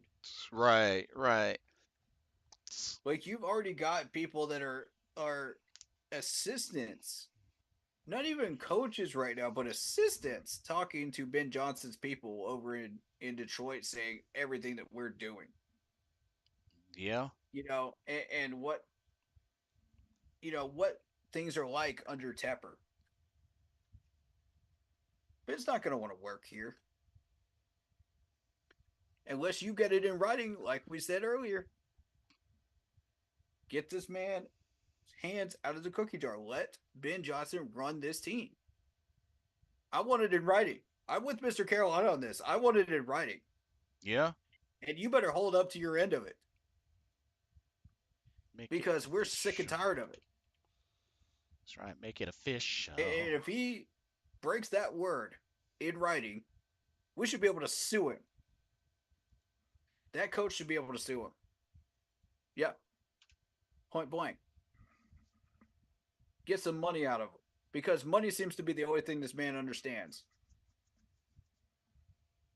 or at least spending it anyway in the wrong ways. Facial recognition system, for sakes. Come on. Like, you use your brain, Mr. Tepper, for real. Who? For who? For who? Who are we using this software on? Oh yeah, the facial recognition This is software. dumb. When Uh, asked one of the event staff earlier today what the attendance prediction would be, it was like 5,200 or something like that. oh, 5,200. Do you realize how many seats this Bank of America stadium seats? A massive amount. Yeah. And we're only able to supposedly, predictably, bring in 5,200 people. Matter of fact, let me look that up. Let me see how many people we actually brought in today. I'm actually curious. Alrighty. Now you got me curious. It should say it on ESPN, right? Actually, let's see. Perhaps. Should. I'm looking for it. The attendance was 70,301. 70,000. Okay, so we can at least half of those people are Falcons fans. Let's just go ahead and get that out of the way right now. The Maybe the stadium capacity is 73,778. How much you would have bet 3/4 of those fans were Falcons fans? 3/4? Let's just go ahead and get that out of the way right now. Because nobody from our fan base is going to come and see that trash game. Although after tickets were 1-12 record. dirt cheap though, supposedly. So Oh yeah, for the low price of a KFC bucket or a Bojangles meal, yeah. you can go see this trash team that's 1-12 right now. I mean, please, man. Yeah. I spent more on freaking DoorDash than I did going over there to watch that team for those ticket prices. And who's to say that's not even a resale? That was resale. Resale was like 49 definitely cents. resale. Definitely resale. Resale was 49 cents. 49 cents. That's less than a Snickers bar. I mean, I'm done. I can't deal with this year. I can't comprehend it mentally. Oh man. But on that note, But well, we got a lot to build on, though. Yeah, And absolutely. let's celebrate the win. Let's enjoy it. At least we can hang our heads high for at least one more week. Yeah. This year, and say that we at least got a dub. You know. Right. And we got it because of things that we did right. Yes. And I like Christopher. I like the things that he's providing for us. I think we got a future. But we got to want this. You know, we got to want a future. Right. If we don't, we're doing the same things over and over and over again, which is not going to work. So let's build. Let's evaluate. Let's learn. Draft stream coming up this week. Let's learn about these new players coming in. And also be on the lookout as we Madden Monday on Monday. Yep. Tomorrow. And we'll preview the matchup, which is at home. Carolina Panthers taking on the Green Bay Packers. We'll preview that. And that'll be on Thursday. Yeah. So y'all look forward to that. But in the meantime, and if you got a name for our panel as well, me, Blitz, and Mr. Carolina. Please Oh yeah. provide it in the chat, in the comment sections, on my page, anywhere, what have you. Let's get some names going. We haven't gotten any names going. We've been asking for this for like, what, 5 weeks now? Come on, guys.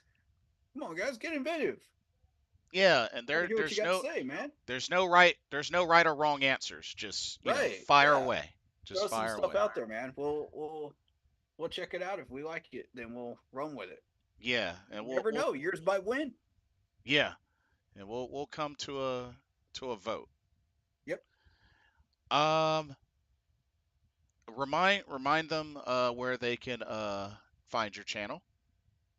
Keep Pounding 3869 is what you search into YouTube to find my channel. Again, that's Keep Pounding 3869 to find my channel. And then there's also the Facebook group page, not to be confused with a regular page, but a group page. Keep Pounding in all caps. We're the only one out there. Go find our page. Go like and follow it. We'll be putting posts up, information, reactions to everything. Will be there, as well as the pinned post about the players that are draftable. And remember, once again, the player's name, the college, the player position they play, and why you like them for that pinned post. And look out for the post about my scheduling of the draft stream. Indeed, indeed. Want to thank everybody for coming out and joining us for this live stream, and also celebrating with us as well as we Carolina with the 9-7 victory over the Atlanta Falcons. They're racking up their first NFC South victory of the season to improve to 2-12. We'll see how this Packers game goes. But shout out to Mr. Carolina for joining us earlier. Much And love to you. Appreciate you for coming. Indeed, indeed. And yeah, everybody enjoy the rest of their evening. Relax. Continue to celebrate this victory, and chill out. Eat your favorite meal. Drink your favorite drink. Do what you love to do. On that note, this has been another Carolina Panthers Talk, brought to you by Blitzball Champ Gaming, the Keep Pounding podcast, as well as the Bleeding Carolina Blue podcast. We are your hosts, Blitzball Champ, and Keep Pounding. We will see y'all in the next video and or live stream. Everybody take care. Stay happy, safe. healthy, and well. All righty.